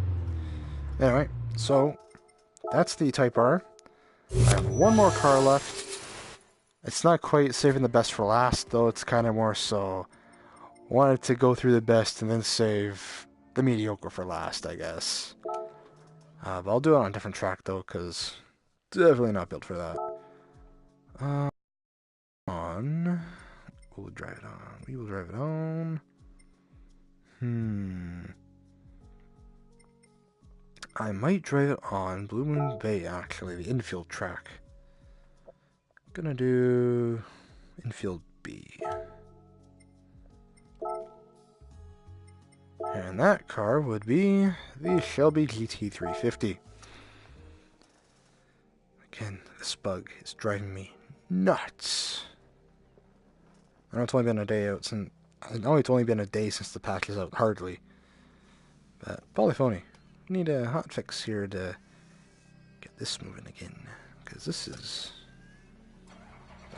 Oh. Ooh.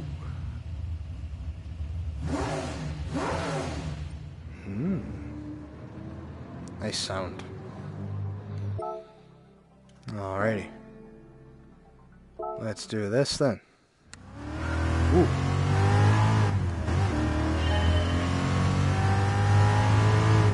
So we're in the 65 Mustang Shelby GT350.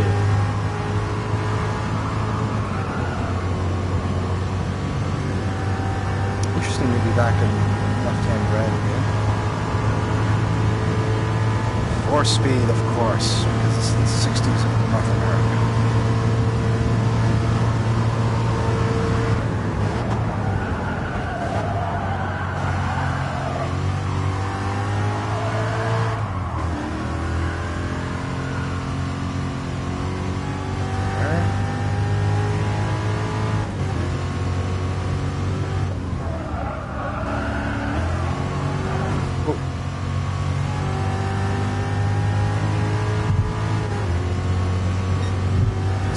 That V8, alright.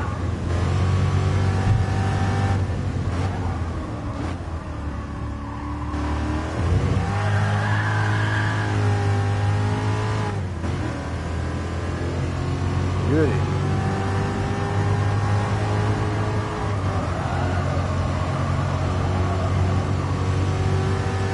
Go out to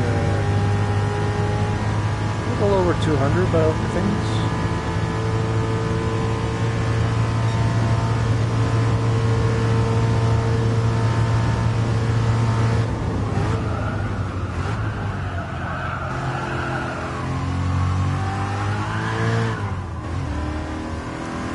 No idea where the tech bomb is, so it's over there.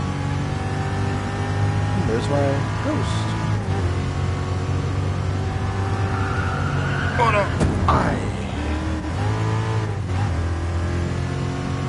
Oh, there goes me. Cleared the corner better than that. But this car handles about as you'd expect, typical 60s American muscle.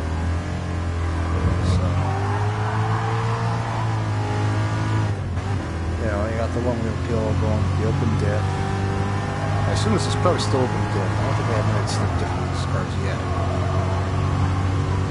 But, we got a nice burbly V8, of course, under the hood, tuned by Carroll Shelby himself. It's cool.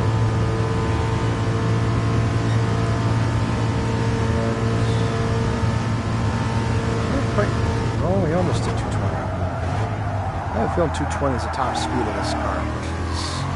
a lot of standards, pretty pathetic.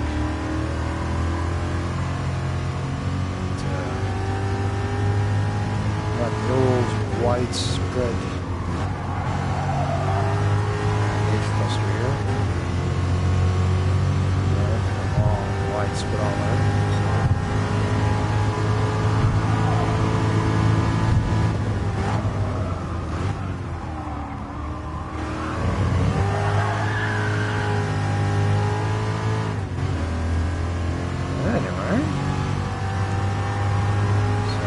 Like I said, car handles like typical American muscle. If you've driven the Challenger RT, this is a bit lighter than that, I think, so it does have a bit nicer handling, but it also just occurred to me I didn't put super softs in this car. Let me change that real quick. I forgot to put super softs on the muscle car. So... Let's see how that changes things. Okay, a lot nicer.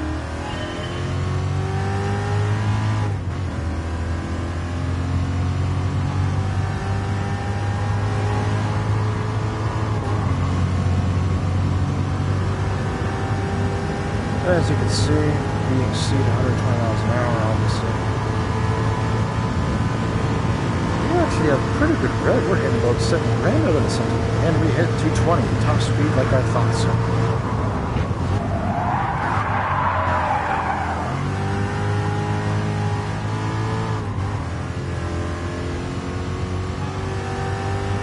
Alright, see, we're leaving our ghost in the past.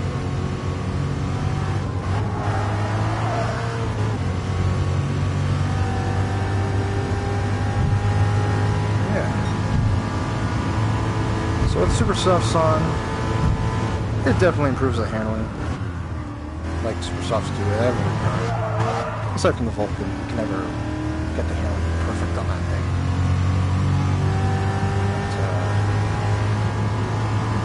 But, it's definitely interesting. It's an interesting muscle car, well, pony car, as it is called in the States.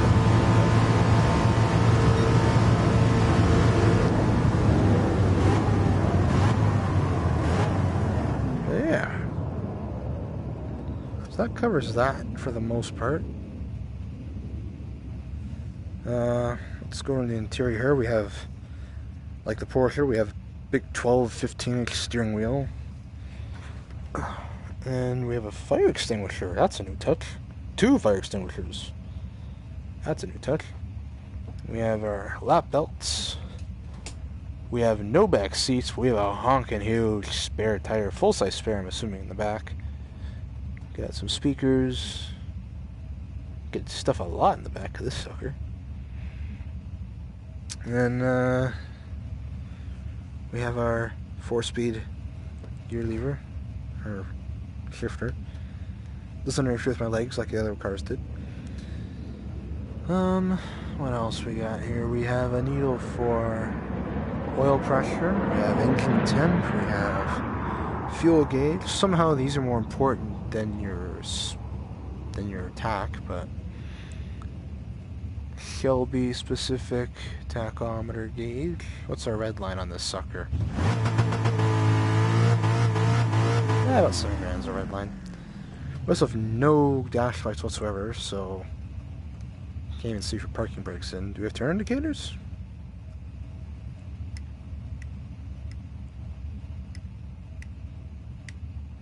We have a turn indicator. We don't have separate. That's interesting. We have a single key, of course. We have toggles for a lot of instruments in here. Good old AM radio. We have 2 more gauges down here that I can't quite make out. One I'm guessing is probably water temp. And the other one might be oil temp or something of the sort. We have our pull handbrake off the side here. We also have Mustang floor mats, I just realized. That's nice. But, yeah, we have a edgeless rearview mirror. That's nice. We have bullet style driver's side mirror, not passenger side. We have the vent windows, good old hand crank windows. Tiny, tiny sun visors that actually look really nice in this car. Probably made of vinyl. You also notice we have no headrests on these seats, which is standard of the time. Those shiny chrome wiper blades. Well, wipers, not the blades. Be a great way to hack up your windshield. But, yeah, other than that, there really isn't much else to cover in this car. I mean, it's pretty straightforward. You got the nice Cobra badge in the wheel, though. That's nice. But, yeah, there's not much else I can say about the car. It's bare bones on the interior. It's good old American muscles. Not much else to add. So, but anyway, I think we're going to do one other car, though, before I end the stream for the night.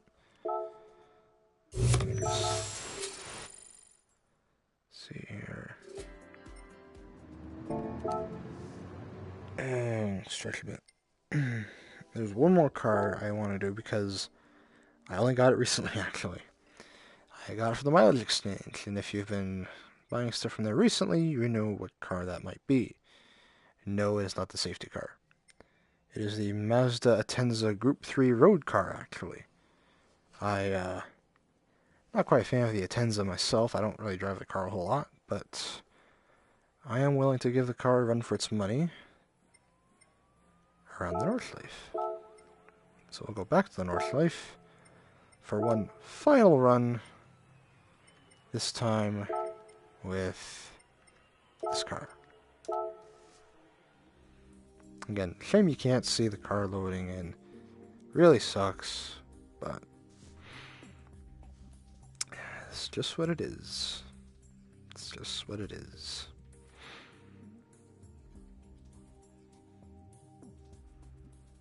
I don't know how many viewers have shown up tonight, but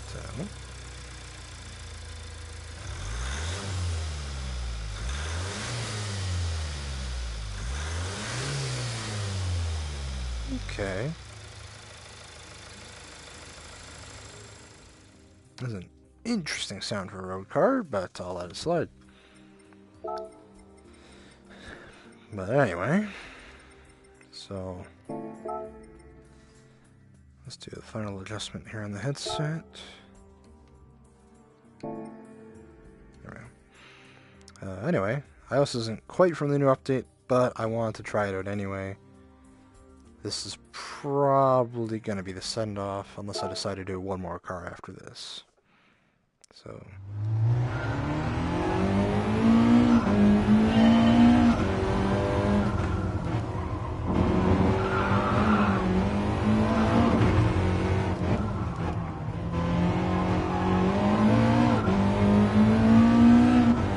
well, it handles pretty decently, of course, because it's a road car. I forgot to read the fine print if it's rear-wheel drive or an all-wheel drive.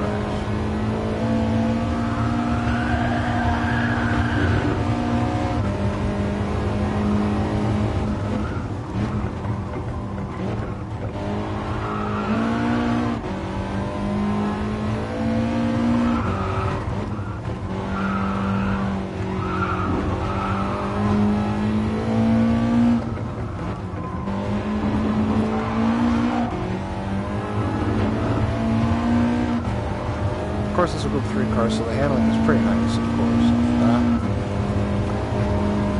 So, not much to write home, though. I mean, it handles... It's just the nice tech Group 3 car at the end of the day, really. Just a different look to it.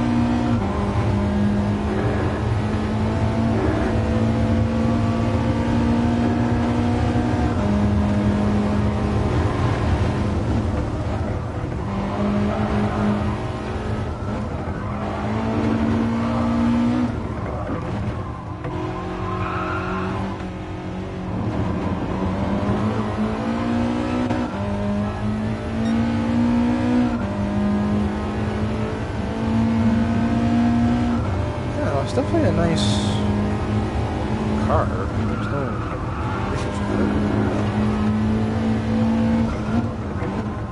I just haven't driven it before, so I want to get a feel for what it's like, you know?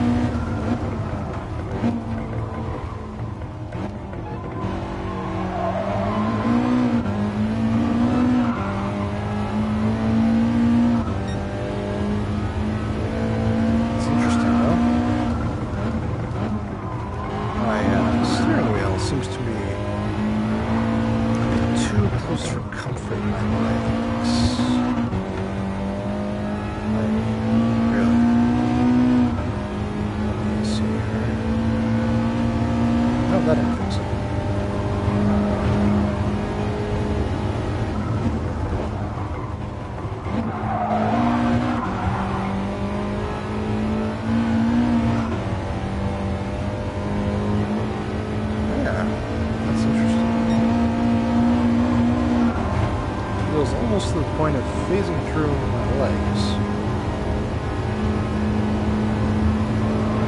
Other than that,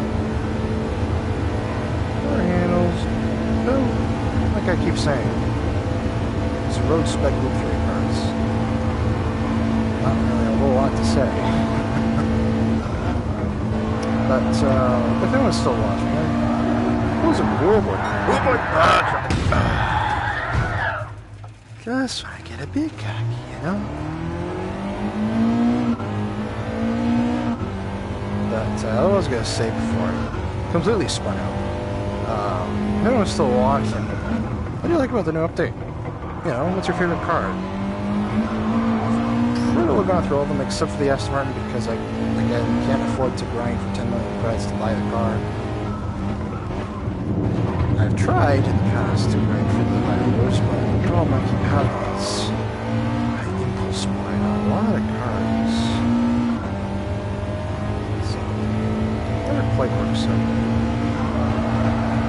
This probably for is nice to sell them for $10 a pop in PlayStation stores, but the only way I'm going to get those high rollers, or if I get lucky, I get all the high rollers if I play Gran Turismo religiously through the next month. Which probably won't be happening because I have pretty busy college work at the moment. This is what the time I'm probably going to have from now until I finish my semester, and then I'll have a co-op after that. So as long as Polyphony is pumping out updates, try and stay on top of the live streams, and keep delivering more update content and stuff. In between, I might throw in just a random live stream for the VR. Who knows? I might even do other games.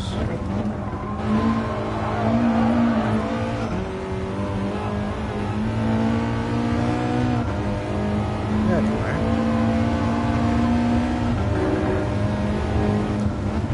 One thing I still want to do is I still want to finish my playthrough of Another World, because that one is just, it's going to be an unfinished game until I complete it. I have a feeling we're pretty close to the end of it. It's just a pretty tricky game. I gotta find a walkthrough. I'm still stuck in that one. But, another thing I wouldn't mind doing actually would be live streaming with some friends, in fact. I recently got a few friends into another game that I play a lot of on my PC. It's called Guns Vickers Alliance. It's a team-based ship-to-ship combat game. Basically, you and 3 other people commandeer an airship, and your goal is to shoot enemy airships out of the sky. And depending on the mode you're in, it could be enemy AI ships or enemy player ships. It's pretty fun, actually. It's I've played so many hours of that game. It's chaotic, but fun. It's really nice. I love it. So, it's just a great way to kill time.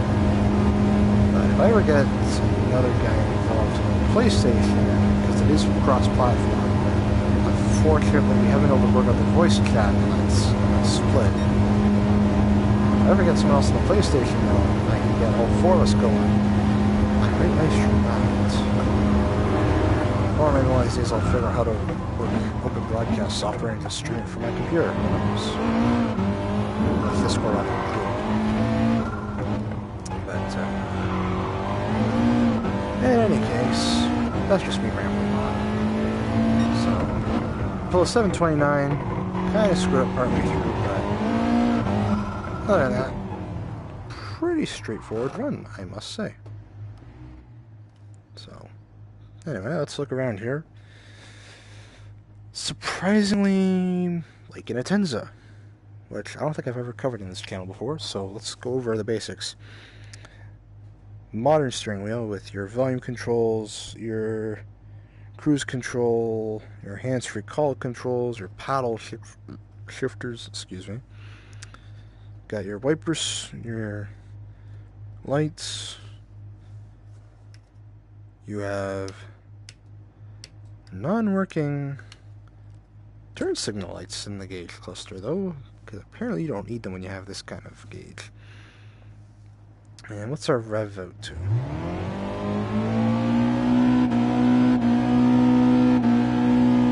Almost 8,500. Which is quite impressive, actually. This wasn't automatic in the game, or I guess kind of automatic CVT. Maybe I forgot the transmission actually is. Definitely not manual, though. I can tell you that off the bat. And then decent back seats, decent front seats even. Really looks like the only thing they changed on the inside was just the gauge cluster, so. But still have Mazda's infotainment, and push starts up here. That is interesting. But other than that, not a whole lot different. Dome lights, visors, it's a Mazda Atenza, or as we know it in the North American market, the Mazda 6. But, yeah. I'm going to do one more car on a different track. If you've watched my stuff before, you might know what I have planned. That's a really high view, though. I'm going to switch that out. Gonna one more track. And again, like I say, you probably know what I'm gonna do next. No, it's not SSRX though. Let's go with Tokyo tracks. I'm actually gonna do one of these ones here. I'm gonna do the South Outer Loop, I think. Yeah. Yeah, I'll do the South Outer Loop. And I'll do it at noon, I think. Or noon or twilight. It's always a good call. I like both. I really do. I'm gonna pick noon, I think. And for this car, we actually have a bit of choice now. Do I want my Roadster, my Z8, or my Speedster? So many good options to pick from. So many good options. Do I want power, less power, or more power?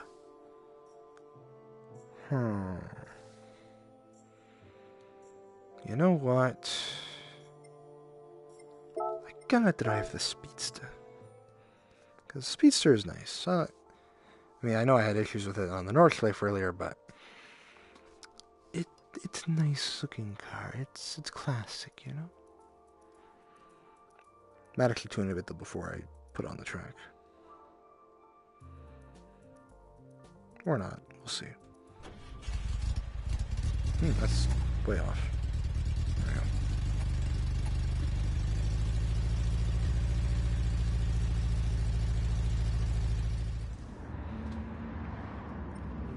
There we go. Alright.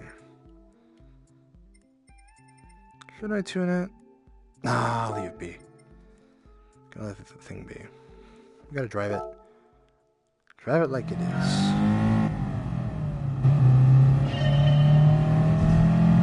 Full open top glory.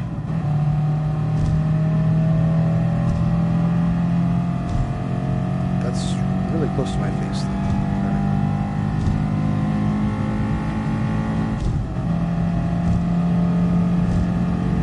If I get close enough, we'll see the train.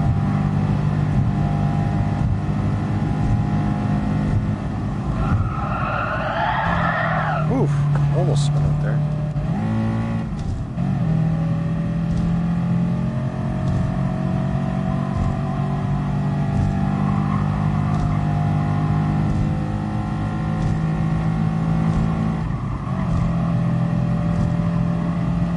Yeah, it's a nice car. I honestly do love the style of this car, really.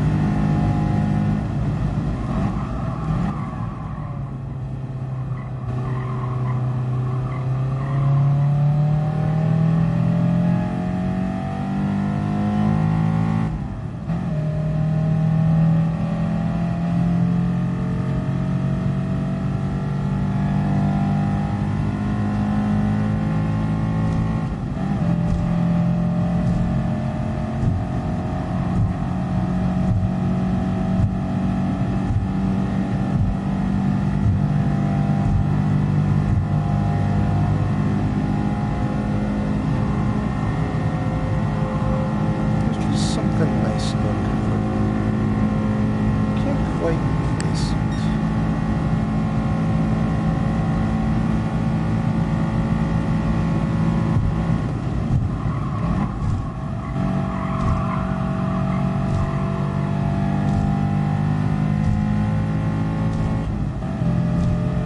Actually, you know what? To really end it off, I'm gonna pick a different car. As much as I do love the Speedster for all it stands for, all it is, all of its performance and all of that, there are just times where I feel I need something different. Maybe go back to my roots.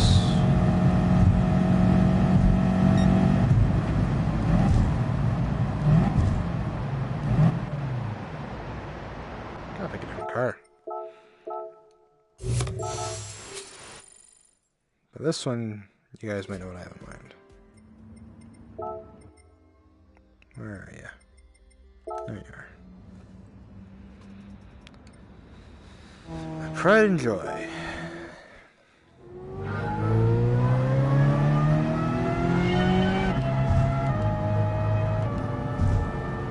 Just a relaxing cruise around the track.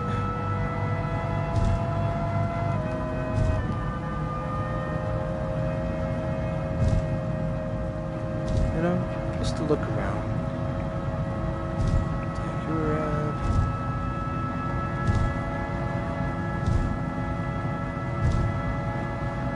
It's just a nice, relaxing drive.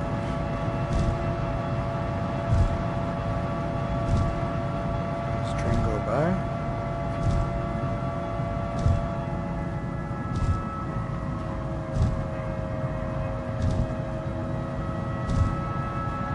This car, to me, still stands out as my favorite car to drive around with. Just relaxing.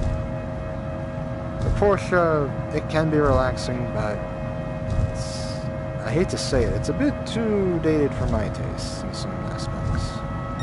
The Z8 is a great car, but it's just a bit too oddball for my touch. This, on the other hand, in my eyes, is perfect.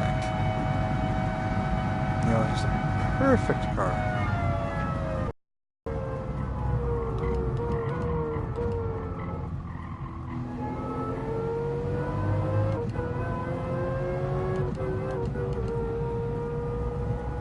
Just a nice slow cruiser, you know.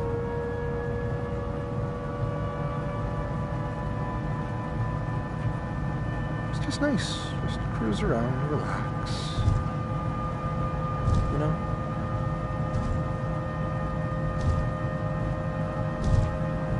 There's just something nice about doing this, relaxing. Just a nice open road.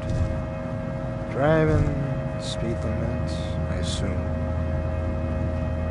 and just having fun, or relaxing, I guess, more so than fun. Having fun of me slamming the gears and blowing, but this is just nice, soothing. I still bring it up every time I drive this car. I cannot get over how beautiful that red looks. It just looks so nice.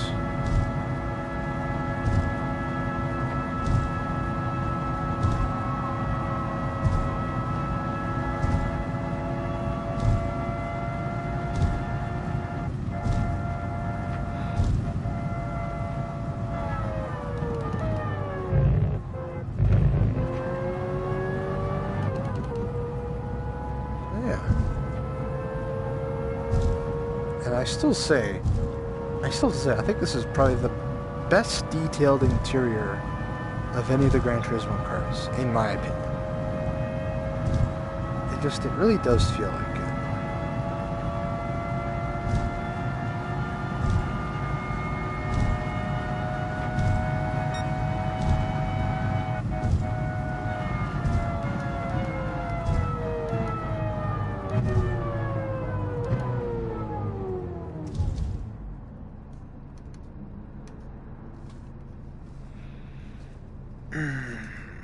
It's just so nice. Being able to look around the atmosphere, I mean, I know it's industrial Tokyo, but there's just something nice about it, you know? And here comes the train. One of the trains. There's actually two trains I just noticed. That's a different one.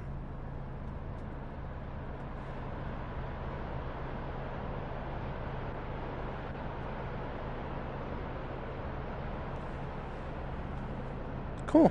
Cool stuff. I know I've already gone through this in a previous stream, but I'm going to go through it again. Just the interior design of this car. So right off the bat, we have this beautiful, I mean beautiful red paint. Soul red metallic. It's just sparkling. Oh, there's the bullet train.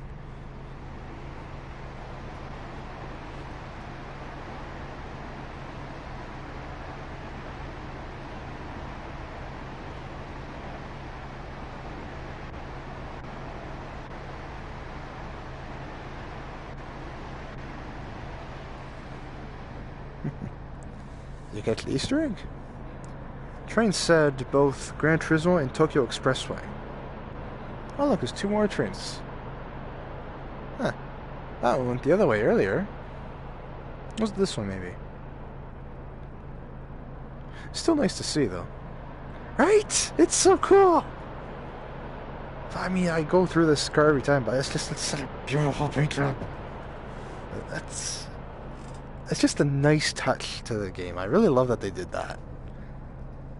But I still can't get over how beautiful this car looks on the interior. I still say, best looking interior. Oh, we got another train coming. There's 3 trains. There's actually 4 trains. There's a bullet train with 3 of these. That's cool. They have 4 trains that randomly go across the lines. That's really awesome. But I mean, the detail of that leather, you know, and detail of the wheel and the visors, and just everything in the interior of this car. I really personally think they overdid themselves when they made this interior. It's just so beautiful to look at. I mean, even that, I still can't believe they went to that level of detail. It's just truly amazing. But yeah, so I'm actually gonna be cutting the stream off here. I know you kind of came a bit late though, Mr. Junior. But oh, bullet train again. Tokyo Expressway, Gran Turismo. Look at that.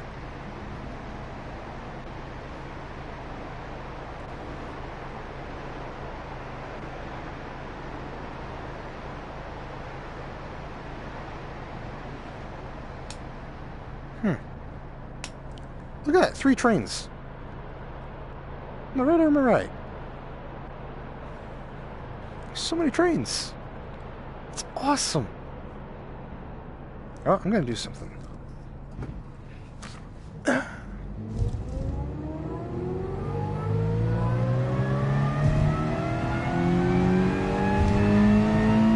Almost done already? Hey, good stuff.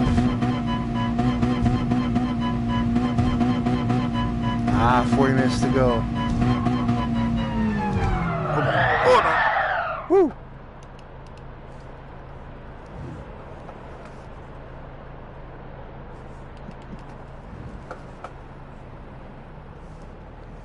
I'm gonna try something, okay? I'm gonna try something. When I see the bullet train, if I see the bullet train in the next few seconds, I'm going to see how fast he's actually going. I mean, I know maybe, who knows? I mean, they added in special stage Route X. Why do I have to remember that every time I have to say it? SSRX. Maybe they'll add it. Yeah, beloved cars, yeah. Legacy trucks, I mean, they've added SSRX. They could easily add a bunch of the other stuff, like, I know Deep Force is one that keeps getting tossed around, I've heard. There's been a few other ones, but definitely be something if they added that. I know everyone and their grandkid is waiting for Spa, though. Ah, see, I should have tried to beat it in reverse. Because now he's going this way.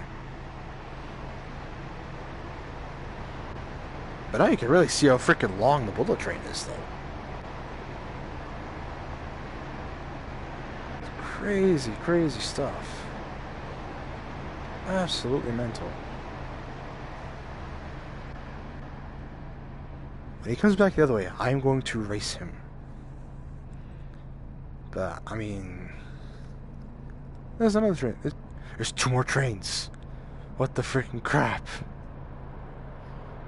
There's one, and then there's the other one. What the heck? And you can see here, the bullet train is still going. Man. That's a different color train. I swear, there's like 4 trains. There's easily 4 trains that keep coming. Concept of a new SSRX. Are they actually going to utilize some of the track they have? Because I know there's... Fingers crossed. Oh, maybe. Because I know there's a fair bit of track that they still could use. You can still see the trains going. Very tiny, but you can still see the pixels moving. I think there's our bullet train coming up ahead here. Okay. Parking brake off. When he starts going, I'm going to start shifting gears and banging him.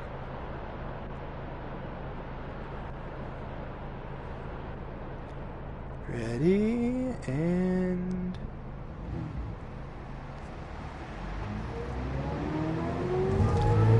Come on.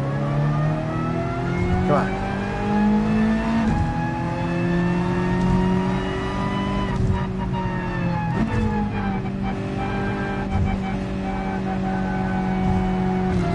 Oh, frick. Dang it, I was trying to read that one straight. Ah. Yeah, sorry, I kind of missed this part of your reading there. Let's try match speed. I think the train does about 80 kilometers on here. So, that's an interesting tech. But yeah. Ah, that's pretty cool stuff. Tokyo Expressway. Might as well explore the rest of the track while I'm at it now.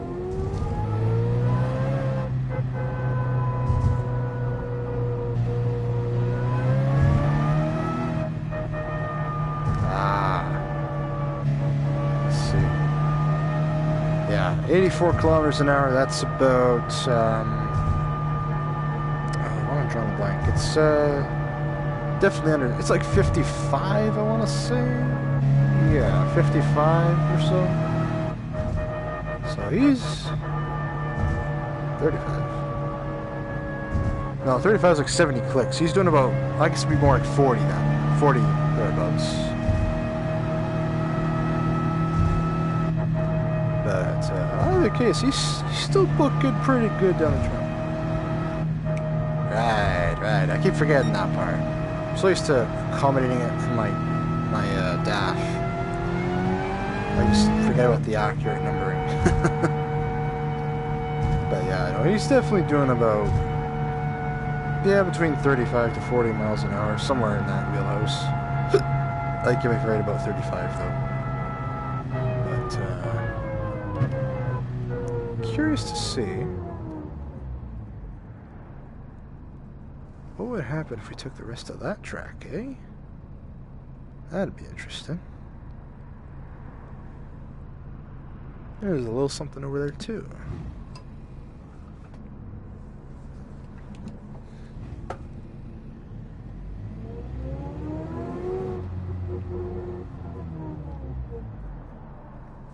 Got ourselves a little parking garage. It says pit. Huh. A parking garage that says pit. Interesting.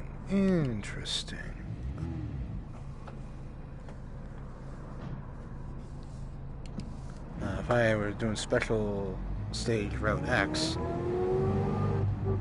yeah, that's interesting. There's tents here too. But if I were doing SSRX, I probably would have been.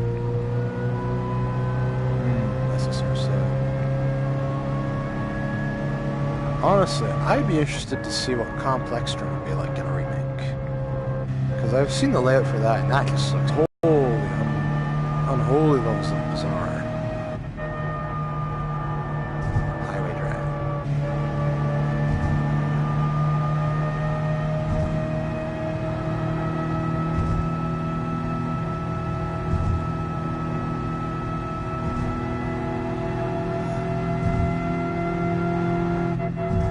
Yeah, a track editor would be interesting, but I feel at the quality of graphics that GT Sport is at, we probably won't see that until they make a GT7 or until PS5 gets out or something. Because, I mean, the detailing in these cars and the detailing in these tracks is... That is true, because of us, it starts like, 37 corners. But even then, I'm still inclined to think that there's gotta be some sort of limit, Like, they could definitely make a whole ton of presets. My only concern is how long that's gonna take to render, I mean, the tracks take a decent load time to load up, don't get me wrong. I wonder what that was back there.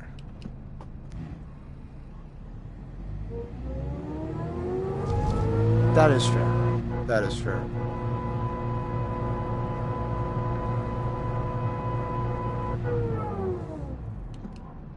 Okay, so that would have just went off to a off-ramp. Yeah, maybe 13 miles. Oh. Yeah, maybe. Maybe. It would be interesting, though, if they made an editor for sport. What do we got here? Yokohama and Haneda, if we take that exit. Ginza and Shimbashi, if we follow through, though. That is true. To have those kind of setups would be interesting. It would definitely help take out a bit of the expensive costs involved, most likely.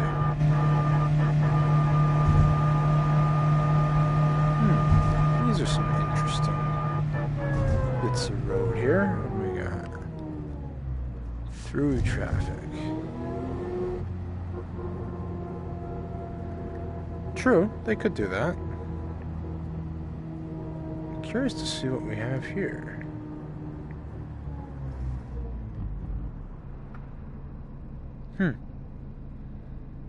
Oh yeah, at least the harbor area on the other loop. I forgot about that.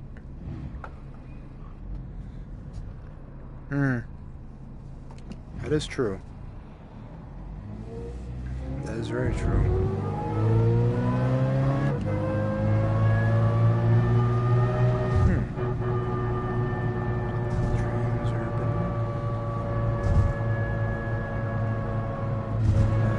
There's definitely a lot of stuff in this track. A lot of neat details and stuff. Honestly, and this is just a wish, I doubt it would ever happen.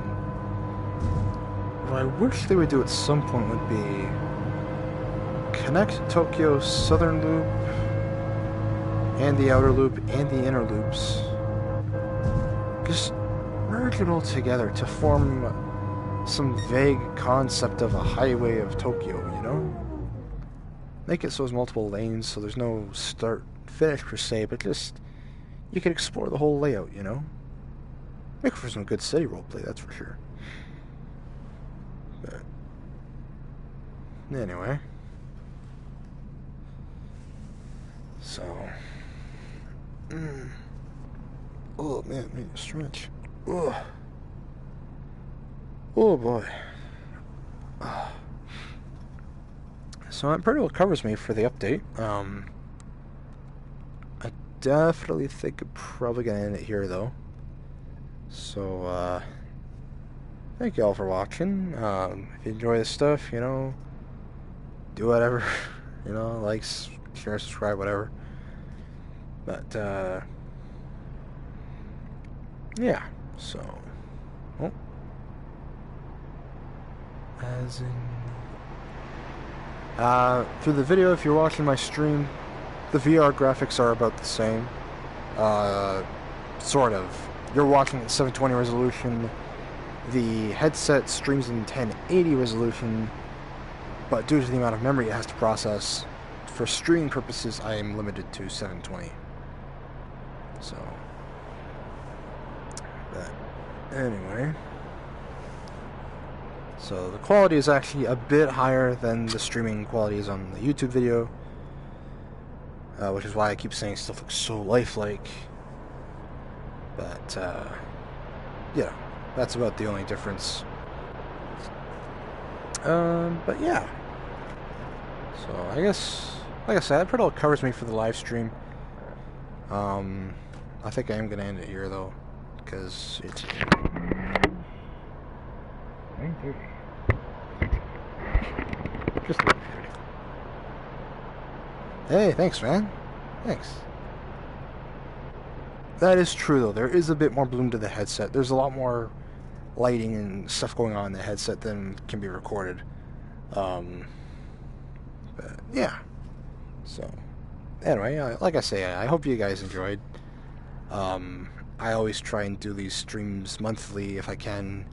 If I can't do them, some fashion of bi-monthly, but yeah, so, you know, leave your comments down below, you know, what do you think I should improve on even, should I try and go a bit more Doug DeMuro, which I feel like kind of am turning into Doug DeMuro, but anyway, so that pretty well covers me. It was like the 5th time I'm saying this now, but anyway, thank you all for watching, and I will see you guys later. So, bye now.